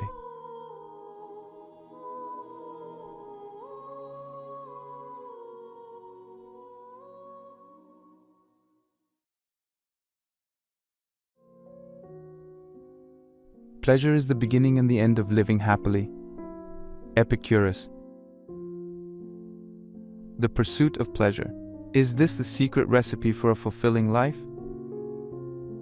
This question, simple yet profound, has intrigued thinkers and seekers of wisdom for centuries. We venture into an age-old philosophical arena, hedonism. Hedonism proposes a fundamental idea. Seeking pleasure and evading pain are the most essential and desirable objectives of human existence. Yet beneath this seemingly clear-cut concept lies a rich tapestry of thought, layered with complexity and historical depth. The lineage of this idea can be traced back to the philosophical gardens of ancient Greece, where luminaries like Epictetus postulated that the pursuit of pleasure in its many facets is the highest good and ultimate aim of life. This philosophy has resonated through the corridors of time, influencing both the realms of thought and our everyday living. But what does it genuinely entail to lead a life in pursuit of pleasure? Is such an existence as gratifying and straightforward as it appears? Our expedition into the essence of hedonism will guide us across diverse terrains of intellectual debate and introspection. We will dissect the various interpretations of pleasure. Is it the ephemeral delight of an instant gratification, or something more profound and enduring? We will scrutinize the ethical dimensions of this pleasure-centric life. Does prioritizing one's own joy lead to a selfish existence, or can it coexist with a moral and socially responsible life? An essential facet of our journey is the psychological underpinnings of this idea, particularly the concept of the hedonic treadmill. This psychological theory suggests our pursuit of pleasure might be comparable to running endlessly on a treadmill, always chasing happiness but never quite achieving a lasting state of contentment. We adapt to both positive and negative life changes, and our happiness levels tend to revert to a baseline. What implications does this have for the hedonistic quest for pleasure? Does it deem the pursuit of pleasure as futile, or does it invite us to reconceptualize the nature of happiness and its pursuit? In exploring these questions, we will also confront the critiques and challenges it faces. Ethical and moral concerns naturally arise when life's objective is defined as the pursuit of personal pleasure. How does this philosophy reconcile with these concerns, and what insights does it offer about striking a balance between personal joy and ethical conduct? Our exploration is not merely academic. Hedonism has tangible implications in today's world, where the quest for pleasure manifests in everything from consumer culture to the intricacies of social media. We'll investigate how modern society mirrors hedonistic values and what this means for our understanding of joy and fulfillment. Ultimately, we will weave together the various strands of our discussion, reflecting on hedonism's role in the quest for a meaningful life. Is this the key to true happiness, or a path laden with illusions and challenges? Can the principles of this philosophy be woven into a life that is balanced, ethical, and truly fulfilling? Through this exploration, our goal is to not just comprehend hedonism as a philosophical concept, but to ponder its significance and practicality in our lives. Whether you are a philosophy enthusiast, someone exploring different paths to happiness, or merely interested in understanding the human inclination towards pleasure, this journey promises enlightenment, provocation, and potentially transformation.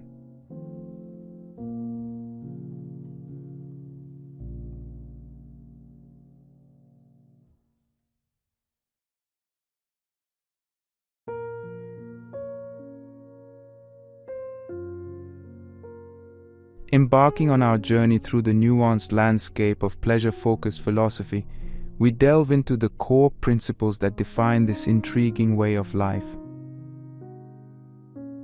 The central tenet, the cornerstone of this philosophy, is the elevation of pleasure to the status of the highest good. This principle stands as the bedrock upon which the philosophy's entire structure is built.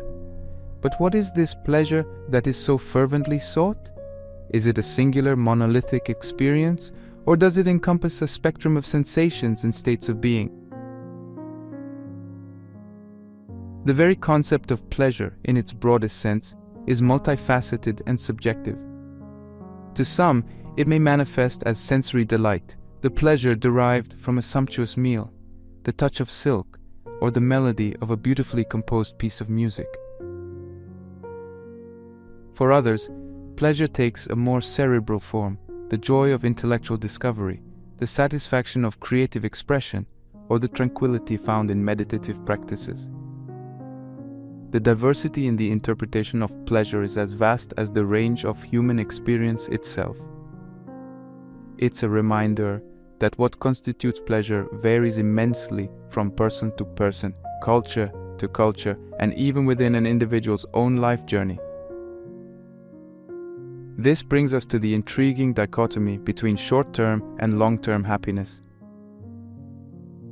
The philosophy, often criticized for promoting a lifestyle of fleeting momentary pleasures, challenges us to reconsider the depth and duration of true happiness. Can a series of short-lived pleasures lead to a state of long-lasting happiness? Or is there a need for a more profound, enduring form of joy that sustains us through the vicissitudes of life? Short-term pleasures, while immediately gratifying, often carry the risk of leading to a sense of emptiness or lack of fulfillment in the long run. The pursuit of such transient joys can sometimes be akin to chasing mirages, endlessly alluring but ultimately elusive. On the other hand, focusing solely on long-term happiness might lead to a life of perpetual striving, where the joy of the present moment is consistently sacrificed at the altar of a future that may or may not bring the anticipated satisfaction. The balance between these two forms of happiness is delicate and complex. It requires a deep understanding of one's own desires and values, as well as a mindful approach to life's choices. The art of living, according to this philosophy, is not merely in the accumulation of pleasurable experiences, but in cultivating an awareness of what brings genuine, lasting contentment. Moreover, the pursuit of pleasure must be understood within the context of one's life as a whole. It's not about relentless indulgence or hedonistic excess, but rather about finding joy in the various aspects of our existence, from the mundane to the extraordinary. It's about recognizing that pleasure can be found in simple everyday experiences: the warmth of the sun on your skin, a meaningful conversation with a friend, the satisfaction of a job well done. This perspective also invites us to consider the ethical dimensions of seeking pleasure. Is the pursuit of personal pleasure compatible with a morally responsible life? Can one's quest for happiness coexist with the well-being of others and the broader society? These questions challenge us to think deeply about the implications of our choices and the impact they have on the world around us. In exploring these questions, we encounter the concept of enlightened hedonism, a form of the philosophy that advocates for a more holistic approach to pleasure. This perspective suggests that true happiness is not found in isolated moments of pleasure, but in a life lived with purpose, meaning, and connection to others. It emphasizes the importance of balancing personal joy with social responsibility, and of finding pleasure in ways that enrich our own lives as well as the lives of those around us.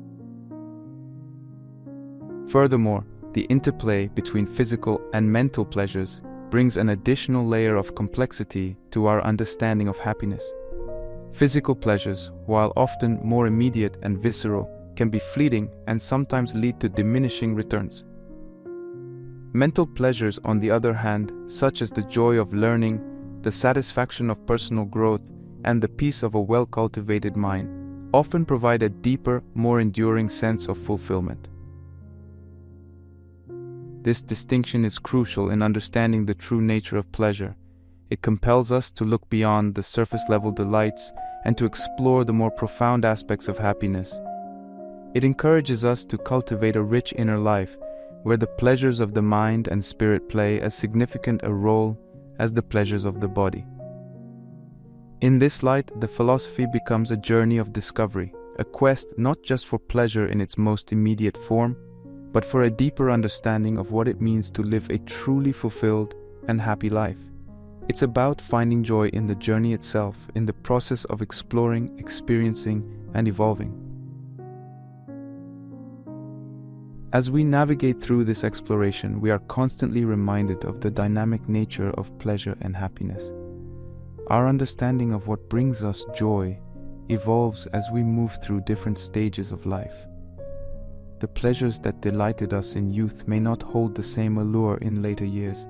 Our capacity for joy matures and deepens, and with it, our understanding of what it means to live a life in pursuit of happiness. Thus, the philosophy, far from being a simple prescription for pleasure-seeking, reveals itself as a complex and nuanced approach to life. It challenges us to think deeply about the nature of happiness, to question our assumptions, and to continually seek a deeper, more meaningful understanding of what it means to live well. The exploration of pleasure as the highest good opens up a vast and varied landscape of thought and experience. It invites us to question, to reflect, and to seek a deeper understanding of the nature of happiness. It encourages us to find a balance between the joys of the moment and the contentment of a life well lived. In this journey, we are called not just to seek pleasure, but to understand it, to appreciate it, and to find in it the keys to a truly fulfilling life.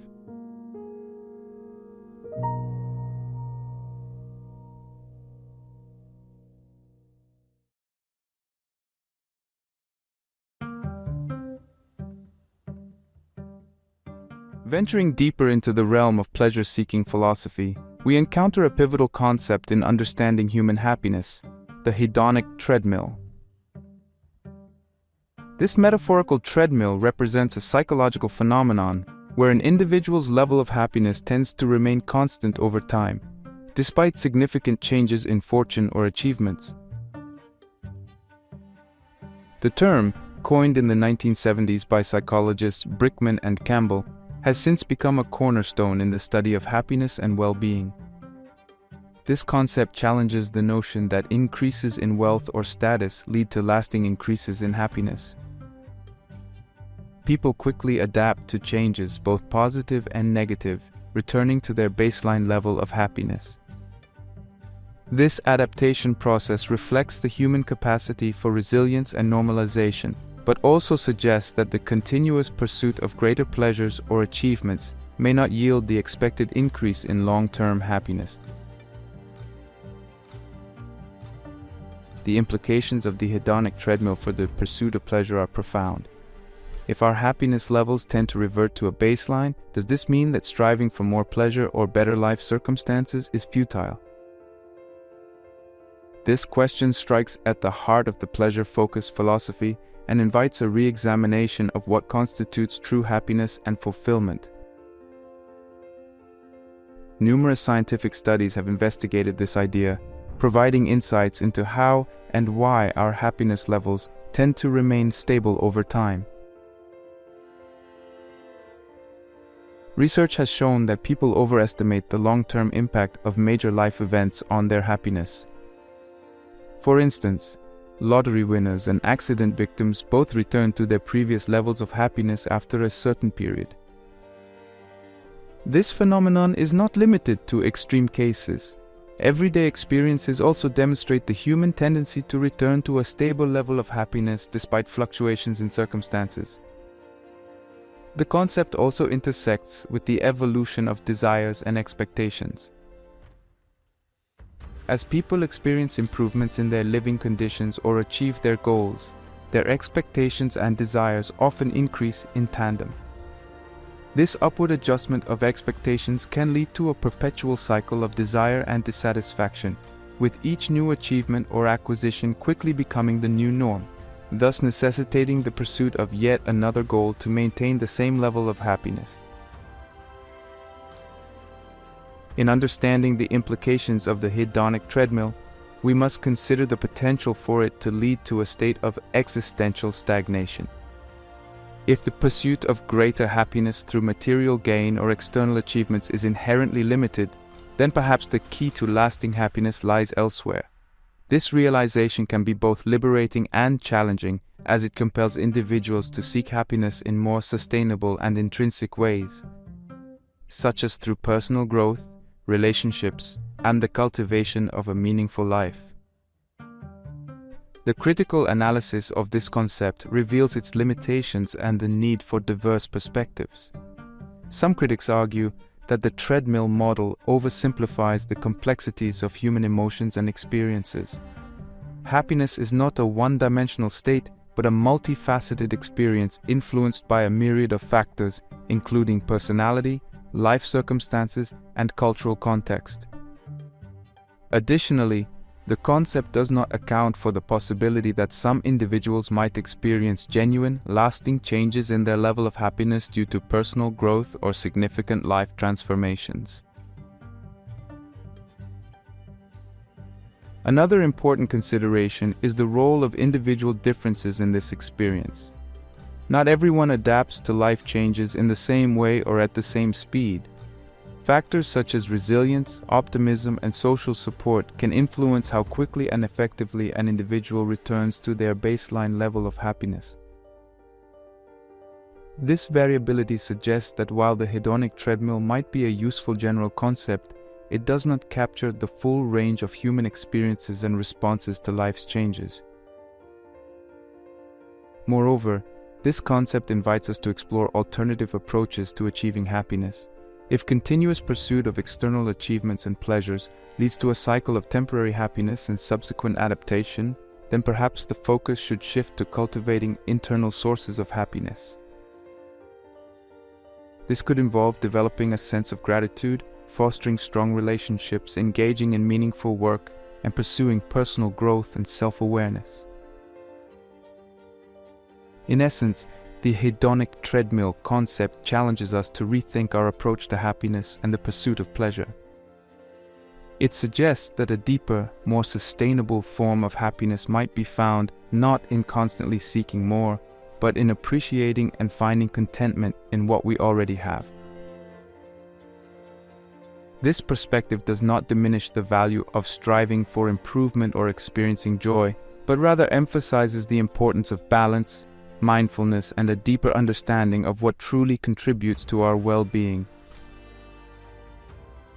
This theory offers valuable insights into the nature of happiness and the limitations of pursuing pleasure as a sole means to achieving a fulfilling life.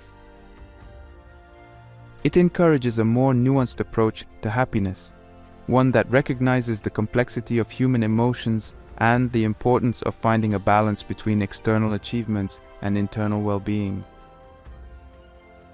This understanding is crucial in guiding our pursuit of a good life, one that is not just about experiencing pleasure, but also about cultivating a deep sense of meaning, purpose, and satisfaction.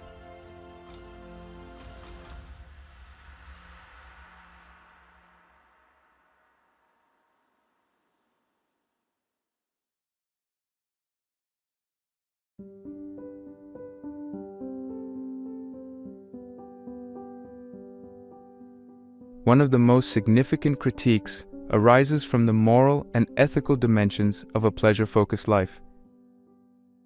Critics argue that such a philosophy inherently promotes selfishness and indulgence, potentially leading to a disregard for the welfare of others. The ethical dilemma posed by prioritizing personal pleasure above all else raises profound questions about the nature of morality and the responsibilities we hold towards our fellow human beings.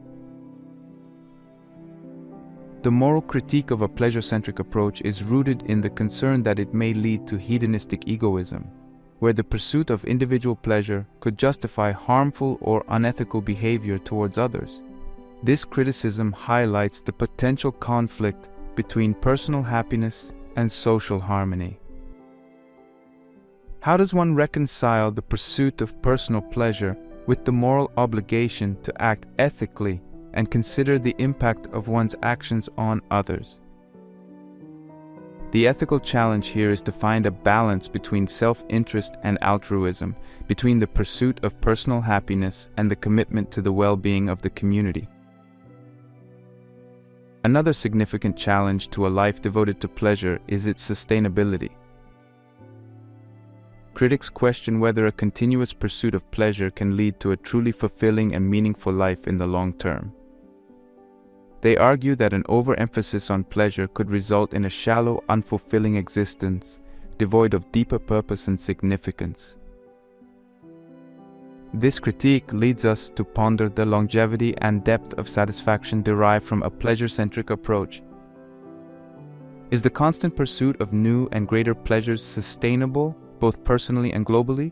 Does it lead to a never-ending cycle of desire and dissatisfaction, where each new pleasure quickly loses its allure, leading to a perpetual quest for more? These questions challenge us to reflect on the long-term implications of our pursuit of happiness and the kind of life that is truly worth living.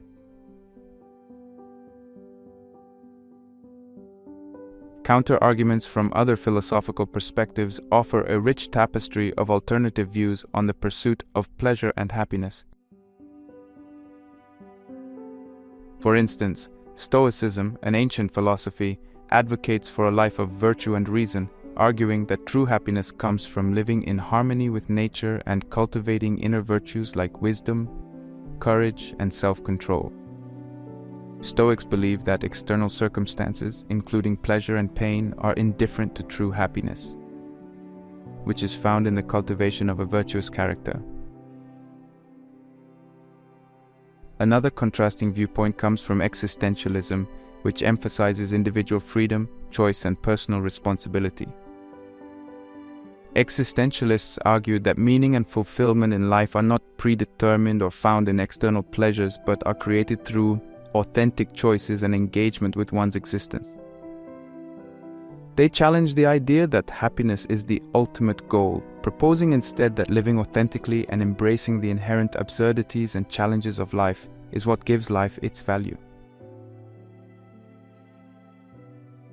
Buddhist philosophy also offers a distinct perspective, focusing on the alleviation of suffering through the cessation of desire. Buddhism teaches that attachment to pleasure and aversion to pain are the root causes of suffering.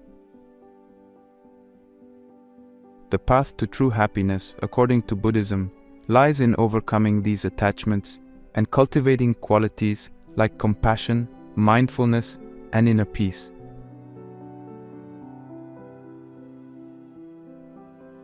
These diverse philosophical perspectives provide valuable insights into the complexities of human happiness and the pursuit of a good life.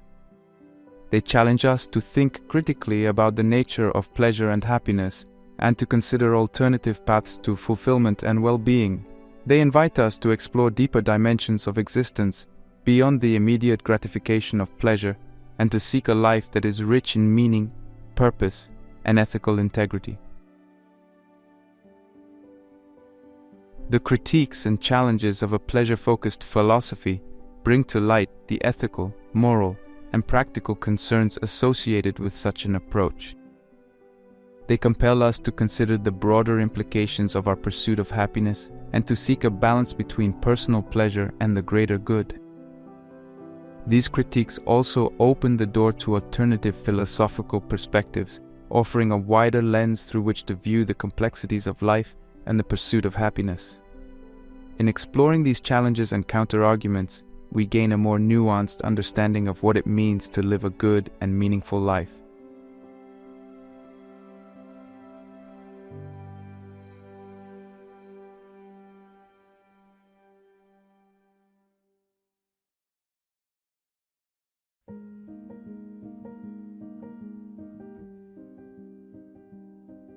In the contemporary landscape, the echoes of pleasure-seeking philosophies are evident in various facets of modern life.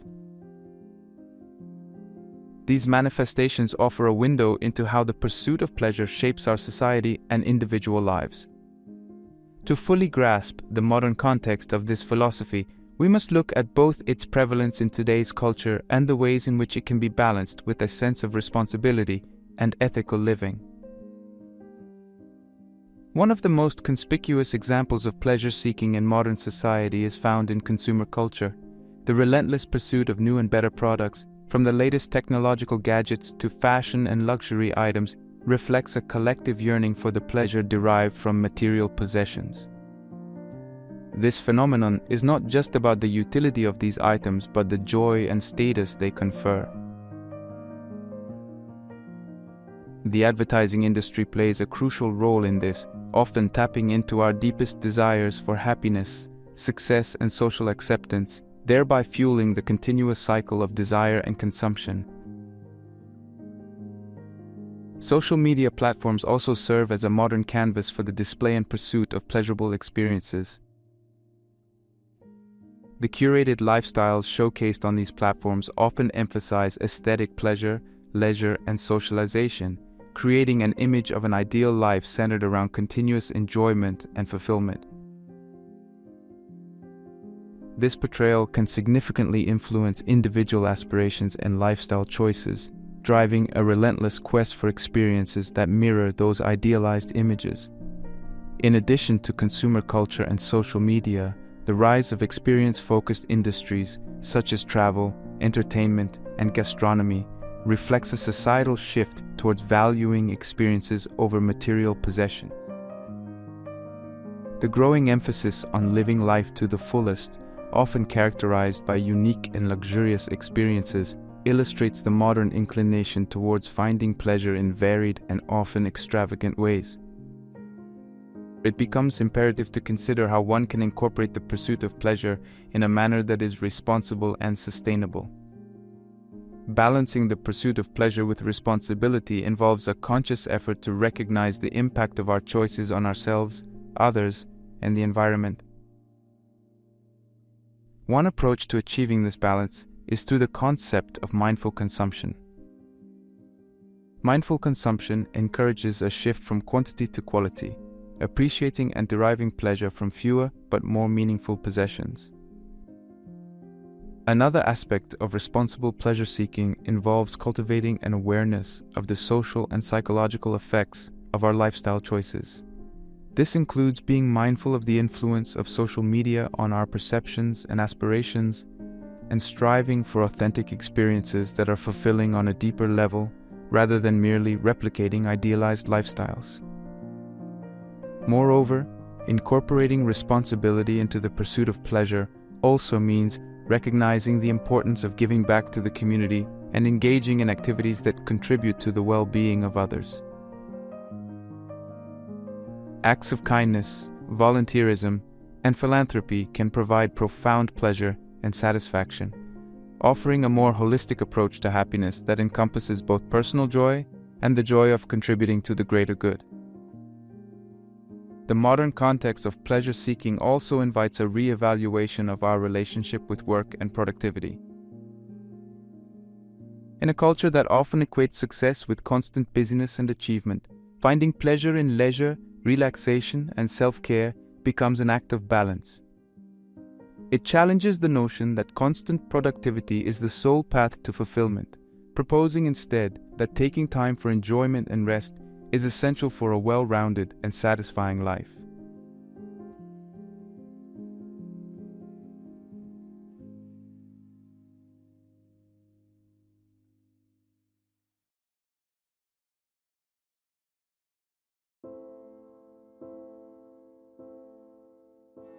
As we come to the conclusion of our exploration into the philosophy of hedonism, it is essential to pause and reflect on the journey we've undertaken. We embarked on this exploration to understand the nuances of a life driven by the pursuit of pleasure, and what we found is a complex tapestry of ideas, challenges, and perspectives that transcend mere indulgence. Our journey began by defining the core principle of this philosophy, the elevation of pleasure as the highest good. We discovered that pleasure is a multifaceted concept, varying greatly from individual to individual, and encompassing both physical sensations and deeper intellectual joys. The discussion of short-term versus long-term happiness revealed the delicate balance between immediate joy and enduring contentment, challenging us to reconsider the depth and sustainability of true happiness. We then delved into the psychological underpinnings of this philosophy through the lens of the hedonic treadmill. This concept illustrated the human tendency to return to a baseline level of happiness, despite significant life changes. It challenged the notion that constant pursuit of greater pleasures leads to lasting happiness, urging us to rethink our approach to happiness and the true sources of fulfillment. The moral and ethical implications of a pleasure-centric life were also scrutinized. We grappled with the potential conflict between the pursuit of personal pleasure and the ethical responsibility towards others. The sustainability of such a lifestyle, especially in the context of environmental and social well-being, was questioned, leading us to ponder the long-term consequences of our pursuit of happiness. In the modern context, we observed how the philosophy manifests in consumer culture, social media, and the experience economy. We recognize the need for balance and responsibility in our pursuit of pleasure, acknowledging the importance of mindful consumption, authentic experiences, and a harmonious relationship between work, leisure, and personal fulfillment. Reflecting personally on this philosophical journey, it becomes apparent that the pursuit of pleasure, while a natural and significant aspect of human life, requires careful consideration and balance. It is not the singular path to a fulfilling life, but a component of a broader, more complex equation that includes ethical living, personal growth, and social responsibility. True happiness, it seems, lies not in the relentless chase of pleasure, but in finding a harmonious balance between our desires, our values, and our connections with the world around us. I invite you, the viewer, to reflect on your own relationship with pleasure and happiness. Consider how the pursuit of pleasure shapes your life choices and well-being. Are there aspects of your life where balance could be improved? How do your actions align with your deeper values and the impact you wish to have on the world? Let us take these insights and use them as a guide to navigate the complexities of life. Let us seek pleasure not as an end in itself, but as a part of a richer tapestry of experiences that make up a meaningful life. Let's strive for a happiness that is sustainable, ethically grounded, and deeply fulfilling. Remember, the pursuit of a good life is not just about seeking joy in every moment, but in crafting a life that is, in its entirety, a joy to live. May this exploration inspire you to find your unique path to happiness, one that harmonizes pleasure with purpose, fulfillment with responsibility, and individual joy with the greater good.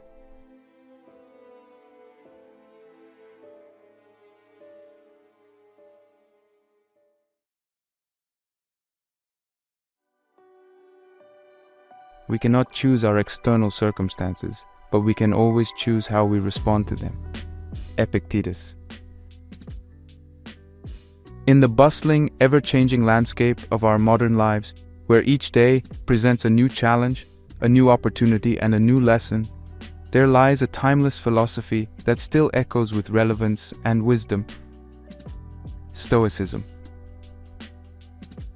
An ancient Hellenistic philosophy, Stoicism was founded in Athens by Zeno of Citium in the early 3rd century BC, yet its principles continue to resonate powerfully in the hearts and minds of people across the globe, transcending time and culture. At its core, Stoicism teaches the development of self-control and fortitude as a means to overcome destructive emotions. It is not about suppressing our feelings, but rather understanding our reactions to them. In a world where we often feel out of control, Stoicism offers a lantern of clarity, guiding us to focus on what we can control: our thoughts, our actions, and our responses. But Stoicism is more than just a philosophical discourse. It is a practical toolkit for living a fulfilled life. It encourages us to confront our fears, challenges us to question our desires, and invites us to value simplicity. Stoics like Marcus Aurelius, Seneca, and Epictetus weren't just thinkers. They were practitioners of a way of living. Their teachings, encapsulated in meditations, letters, and discourses, offer a blueprint for facing life's adversities with grace and resilience. As we embark on this journey through 12 Stoic lessons to transform your life, we are not just exploring ancient texts or dissecting philosophical concepts. We are engaging in a deeply personal and transformative experience. Each lesson is a stepping stone towards self-mastery, peace of mind, and a deeper understanding of the human condition. These lessons challenge the very way we perceive our existence, our values, and our interactions with the world around us. The lessons range from understanding what lies within our power to control to embracing the impermanence of life. They teach us to appreciate the present, cultivate discipline, and develop emotional resilience. Through these lessons, Stoicism provides a framework for dealing with the complexities and uncertainties of life. It teaches us to detach ourselves from external outcomes and focus instead on our internal virtues, a shift in perspective that can lead to profound changes in how we live our day-to-day lives. These Stoic teachings are not abstract theories meant to be pondered in isolation, but are deeply practical and applicable. They address everyday concerns, from handling stress and managing anger to finding happiness and understanding our place in the world. By integrating these lessons into our daily routines, we can transform not only our mindset but our actions and ultimately our lives. As we explore these 12 lessons, remember that Stoicism is not about becoming indifferent or unfeeling. It's about finding balance, understanding our emotions, and using reason to navigate life's ups and downs. It's about building resilience, not just to endure, but to thrive regardless of what life throws our way. In a world that often feels chaotic and unpredictable, Stoicism stands as a beacon of strength and stability. It teaches us that while we cannot always control what happens to us, we can control how we respond. In this lies our power, our dignity, and our freedom. As we delve into these lessons, let us embrace the Stoic journey not just as a philosophical exercise, but as a practical guide to living a more fulfilling and meaningful life.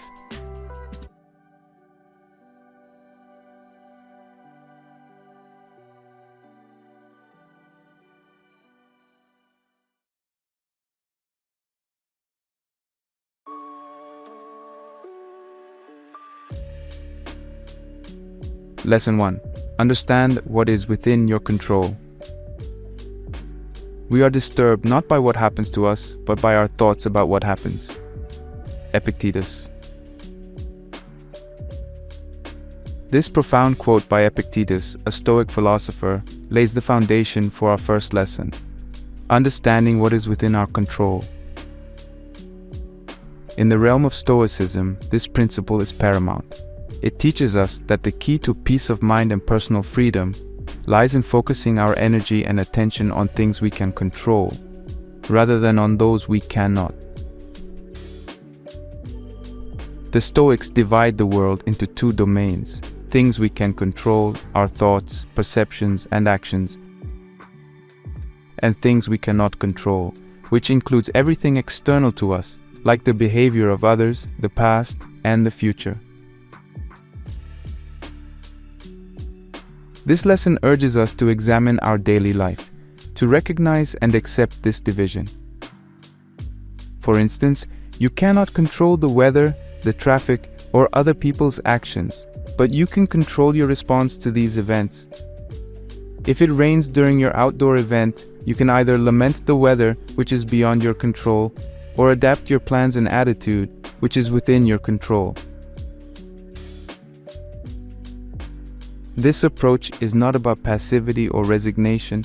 Instead, it's about empowering yourself by investing your energy in what you can influence and letting go of the frustration and stress that come from trying to control the uncontrollable. By adopting this mindset, we cultivate a sense of inner peace and resilience. It helps us to become more adaptable, less reactive, and more measured in our responses to life's challenges. It's about shifting our focus from external events to our internal landscape, our thoughts, beliefs, and attitudes, and how these can either serve or hinder us. This lesson isn't just about avoiding unnecessary stress. It's about recognizing where our true power lies and using it to live a more fulfilled life.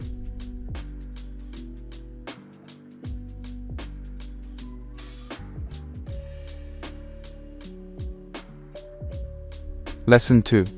Embrace obstacles as opportunities. The impediment to action advances action. What stands in the way becomes the way. Marcus Aurelius. The second lesson delves into a principle famously encapsulated by Marcus Aurelius, a Roman emperor and Stoic philosopher. The idea that obstacles can actually be opportunities is not just a motivational platitude, but a cornerstone of Stoic resilience. It's about a radical reframing of challenges, setbacks, and hardships. Instead of viewing them as impediments, we are encouraged to see them as opportunities for growth, learning, and character development. This concept is often easier said than done, as our natural inclination is to avoid difficulties and seek comfort. However, Stoicism invites us to question this instinct and instead embrace challenges as a means of practicing virtues like courage, patience, and perseverance. When faced with a difficult situation, instead of asking, "Why is this happening to me?" we can ask, "What can this teach me?" or "How can I use this to become stronger?" A real-world application of this lesson could be in our professional lives. A career setback, like losing a job or facing a demotion, can be reframed as an opportunity to reevaluate our path, acquire new skills, or even start a new venture. It's about finding value in adversity, not passively, but actively seeking ways to transform it into a stepping stone for personal and professional development. Embracing obstacles as opportunities is more than mere optimism. It's a strategy for life. It's about cultivating a mindset that sees every difficulty as a test of our character and every setback as a chance to practice virtue. It's a lesson in resilience, adaptability, and the power of a positive perspective.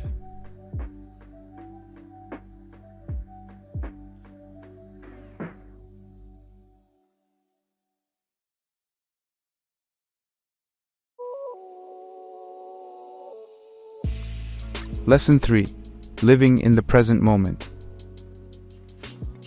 Be where you are, otherwise you will miss your life.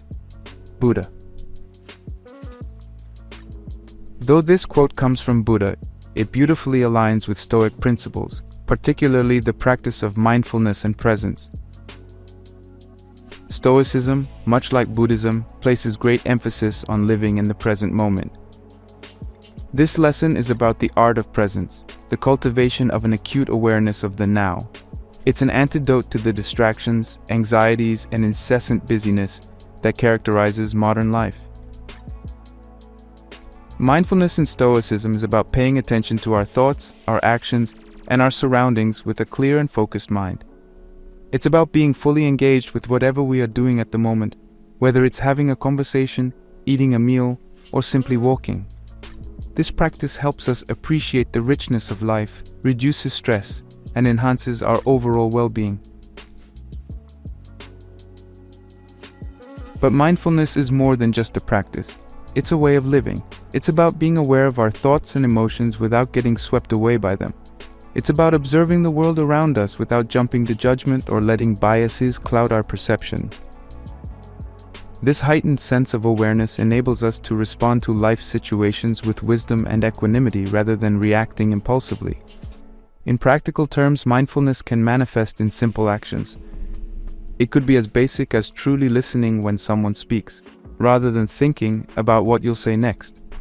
Or it could involve taking a moment to breathe and center yourself when you feel overwhelmed or stressed. Practicing mindfulness means you are less likely to be caught up in worries about the future or regrets about the past, allowing you to live more fully in the present. This lesson invites us to slow down, to savor the present, and to cultivate a deeper connection with ourselves and the world around us.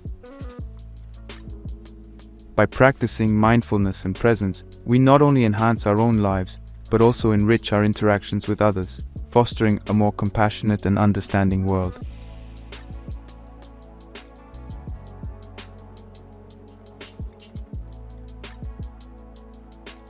Lesson 4.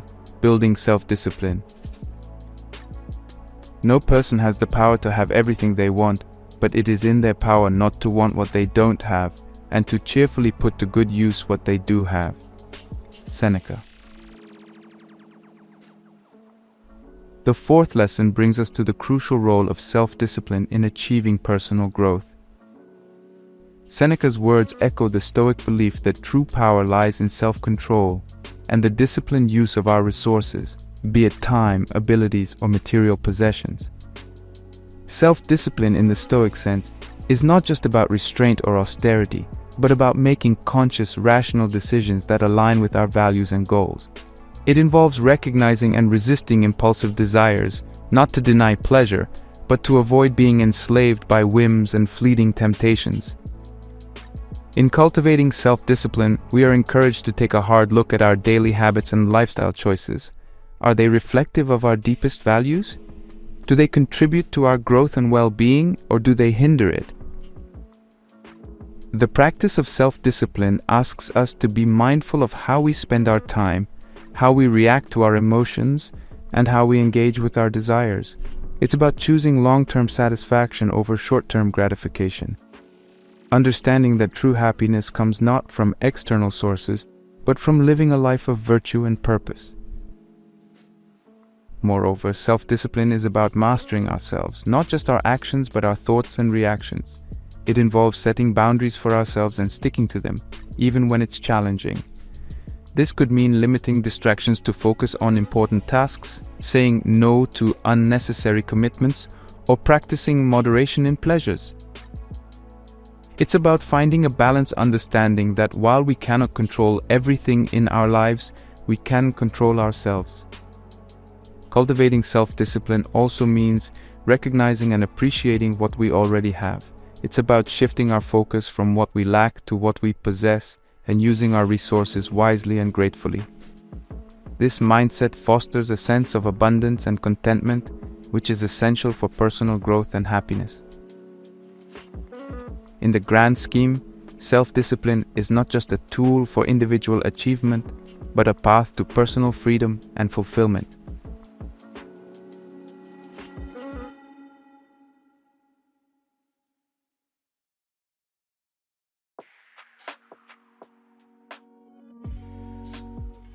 Lesson 5. Develop emotional resilience. We suffer more often in imagination than in reality. Seneca. In this fifth lesson, we delve into the Stoic view of emotions and the importance of developing emotional resilience. The quote from Seneca reminds us that much of our suffering is a product of our thoughts and fears, rather than actual events. Stoicism teaches that while we cannot always control what happens to us, we can control our reactions to these events. This is where emotional resilience comes in. It's the ability to face our emotions, understand them, and respond to them in a healthy and constructive way. Emotional resilience, according to Stoicism, is not about suppressing or ignoring our feelings. It's about acknowledging them, understanding their origin, and then using reason to decide the best course of action. It's about recognizing that while emotions are natural, they should not dictate our decisions or behaviors. For instance, it's natural to feel anger when wronged, but it's how we handle that anger that defines us. Do we let it lead to rash actions and hurtful words, or do we take a moment to step back, assess the situation, and respond in a way that aligns with our principles? This lesson also teaches us the value of perspective. Often, our emotional reactions are amplified by the way we perceive situations. By learning to view challenges and setbacks through a more objective lens, we can reduce unnecessary distress and respond more calmly and effectively. This involves questioning our automatic thoughts and beliefs and considering alternative interpretations of events. Developing emotional resilience is a lifelong journey. It requires regular practice and mindfulness.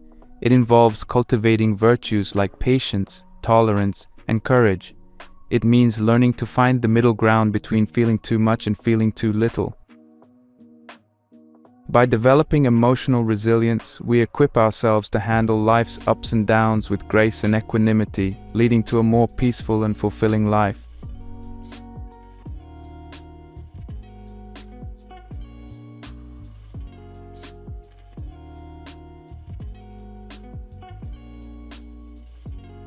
Lesson 6.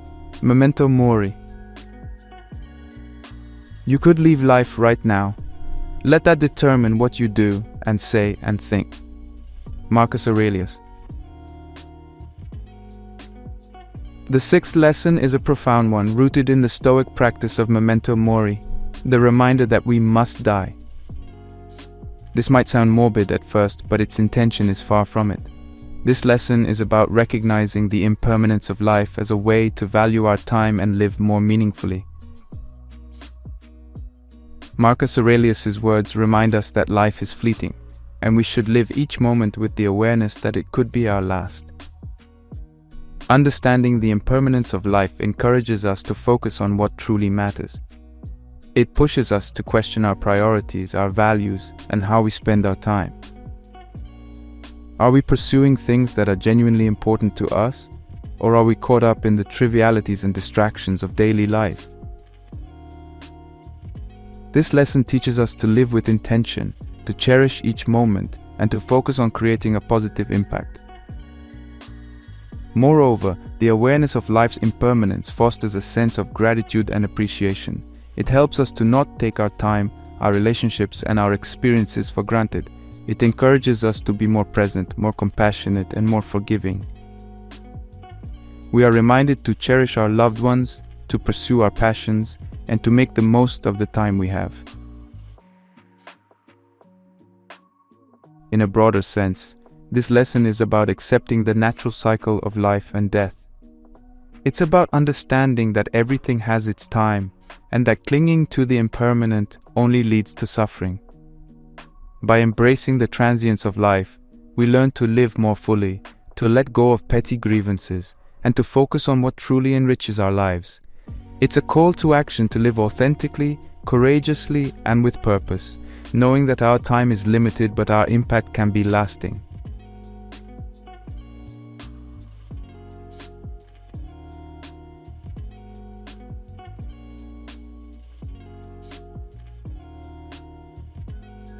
Lesson 7.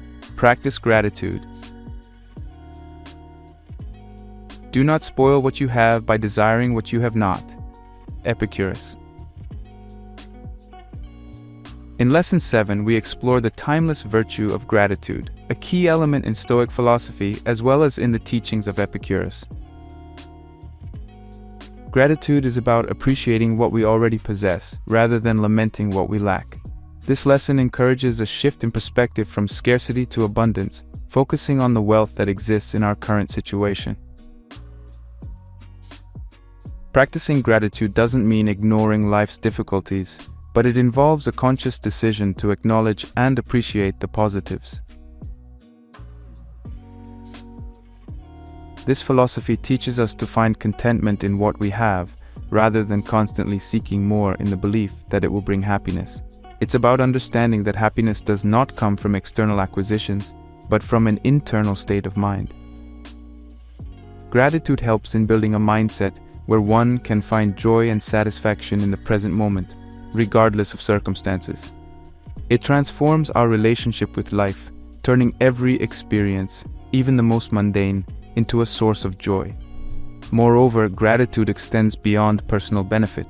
It enhances our relationships, as expressing appreciation for others fosters connection and kindness. It's about recognizing the value of people, experiences, and even challenges, acknowledging their contribution to our growth and well-being. In a world that often emphasizes the pursuit of more, practicing gratitude is a powerful antidote to discontent and a catalyst for happiness and fulfillment. By regularly reflecting on what we are thankful for, we cultivate a deeper appreciation for life. This could involve simple practices like maintaining a gratitude journal or taking a moment each day to acknowledge something we're grateful for. Over time, this practice can lead to profound changes in how we perceive our lives and the world around us, fostering a sense of well-being and contentment.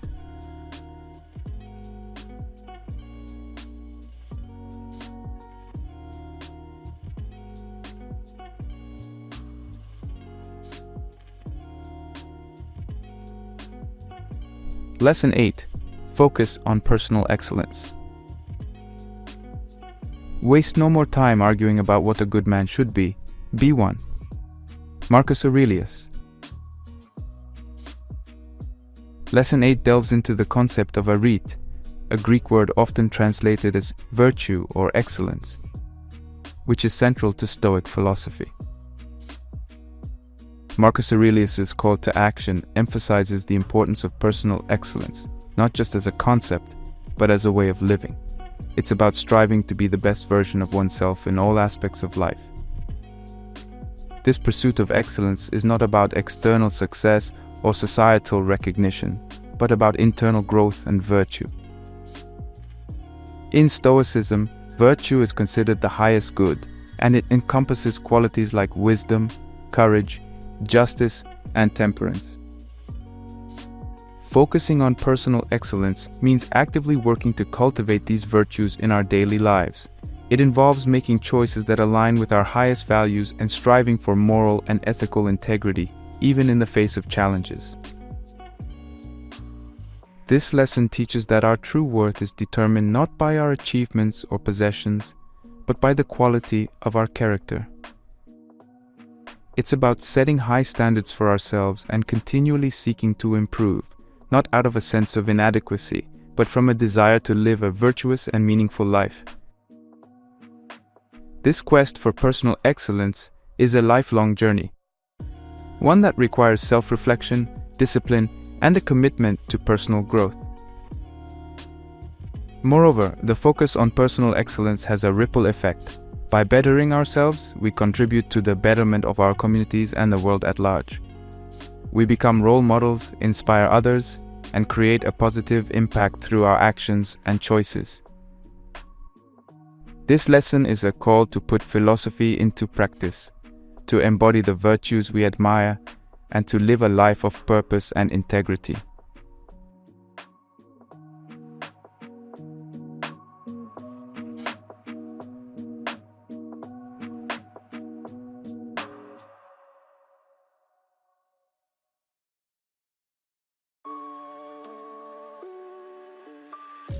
Lesson 9. Stop caring what people think.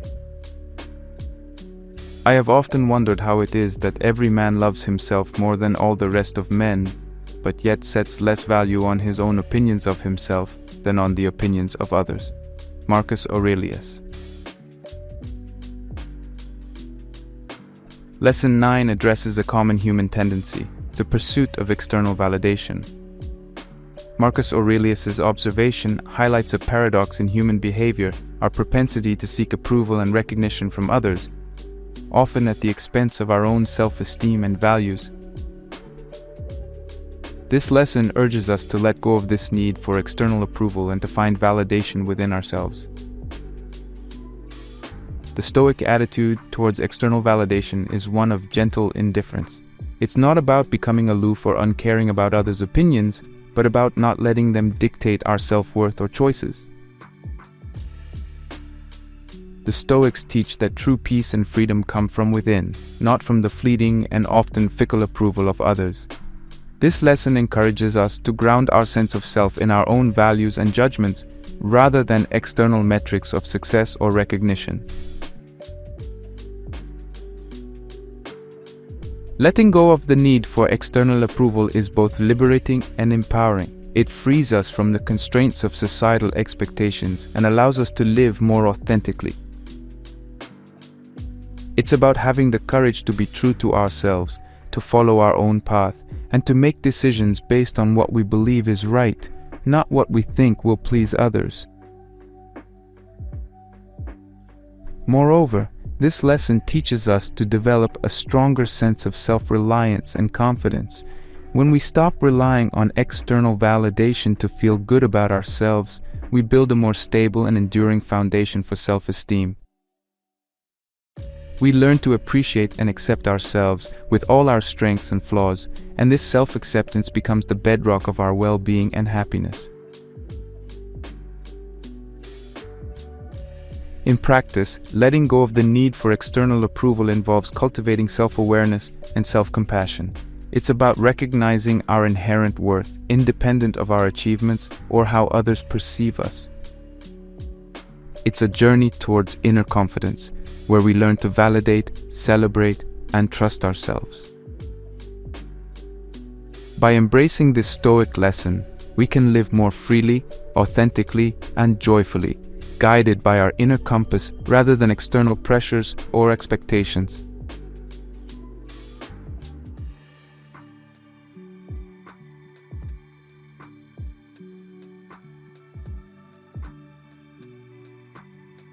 Lesson 10. Accept change. Nothing endures but change. Heraclitus. Lesson 10 brings us to a fundamental truth echoed by Heraclitus, an ancient Greek philosopher whose ideas resonate deeply with Stoic thought. The constant and inevitable nature of change. Understanding and accepting change as an intrinsic part of life is crucial for developing resilience and living harmoniously. This lesson is not merely about acknowledging that change occurs, but about embracing it as a natural, unceasing rhythm of existence. Change can often be uncomfortable or even frightening, especially when it disrupts our plans or challenges our sense of stability. However, resisting change is akin to resisting the very nature of life.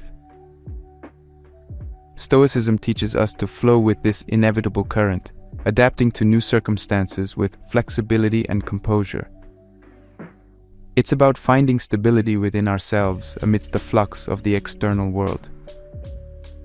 This acceptance of change encourages a mindset of openness and adaptability. It prepares us to face life's uncertainties with a calm and balanced approach.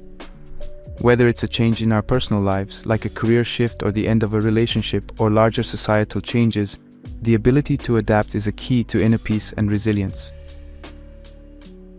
Accepting change doesn't mean being passive or resigned.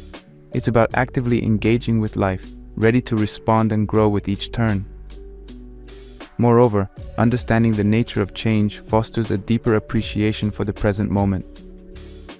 Knowing that nothing lasts forever, we learn to cherish our current experiences, relationships, and joys.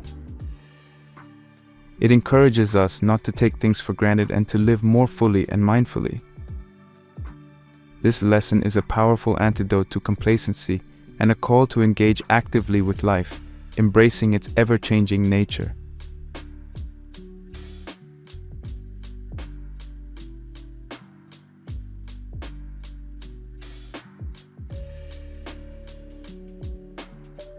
Lesson 11. Practice compassion and empathy.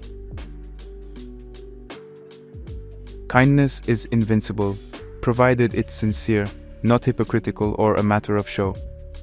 Marcus Aurelius. In Lesson 11, we explore the virtues of compassion and empathy, fundamental aspects of Stoicism and beautifully encapsulated in Marcus Aurelius's words. Stoicism often emphasizes personal resilience and strength, but equally important is the cultivation of kindness and understanding toward others. This lesson is about recognizing the shared human experience and extending empathy and compassion to those around us. Practicing compassion and empathy involves seeing beyond our own perspective and understanding the emotions, experiences, and motivations of others. It's about acknowledging the struggles and sufferings of others and responding with kindness and support. In a world where individualism often takes precedence, this Stoic lesson reminds us of the value of community, connection, and care for others. Moreover, compassion and empathy have a transformative effect, not only on those who receive it, but also on those who practice it. Engaging with others in a compassionate manner fosters deeper connections, reduces conflicts, and enhances our sense of well-being. It helps in building a more understanding, tolerant, and peaceful society. This practice isn't about pity or condescension, but about genuine connection and a recognition of the intrinsic value of every individual. In practical terms, practicing compassion and empathy can range from simple acts of kindness to more significant gestures of support and understanding. It involves listening actively, offering help without expecting anything in return, and trying to understand the world from another's perspective. This lesson guides us to be more patient, less judgmental, and more open-hearted in our daily interactions.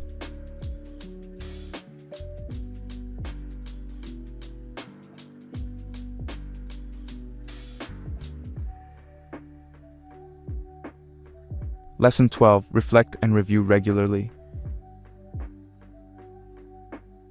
Examine your actions. Don't let your efforts be aimless. Marcus Aurelius. The final lesson, Lesson 12, focuses on the Stoic practice of self-reflection, a fundamental tool for personal growth and self-improvement. Marcus Aurelius, known for his reflective meditations, highlights the importance of regularly examining our actions, intentions, and progress. This lesson is about cultivating a habit of introspection, ensuring that our actions align with our values and goals. Self-reflection in Stoicism is not just a passive review of events, but an active, critical examination of our thoughts, behaviors, and choices. It's about asking ourselves tough questions. Are we living in accordance with our principles? Are our efforts directed toward meaningful goals? What can we learn from our experiences? This practice helps in identifying areas for improvement, acknowledging our strengths, and making conscious, deliberate choices about how to live. This lesson also involves setting aside time for reflection, which could be daily, weekly, or at any regular interval. It's a moment to pause in the hustle of life, to look inward, and to reassess our path. This practice can take many forms, from journaling to meditation or simply quiet contemplation. The key is to approach it with honesty, openness, and a willingness to grow. For regular reflection fosters a deeper understanding of ourselves. It helps us become more self-aware, recognizing patterns in our thoughts and behaviors that may be helpful or hindering. This awareness is crucial for personal development, as it forms the basis for making meaningful changes in our lives. It encourages us to live intentionally, not on autopilot, but as active creators of our own life story.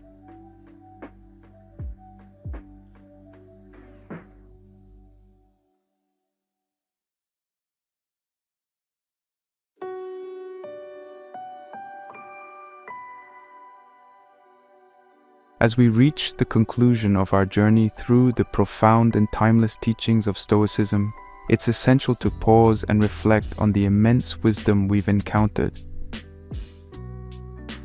This exploration has not merely been an academic exercise, but a deep dive into a philosophy that holds the potential to transform our lives in the most practical and meaningful ways.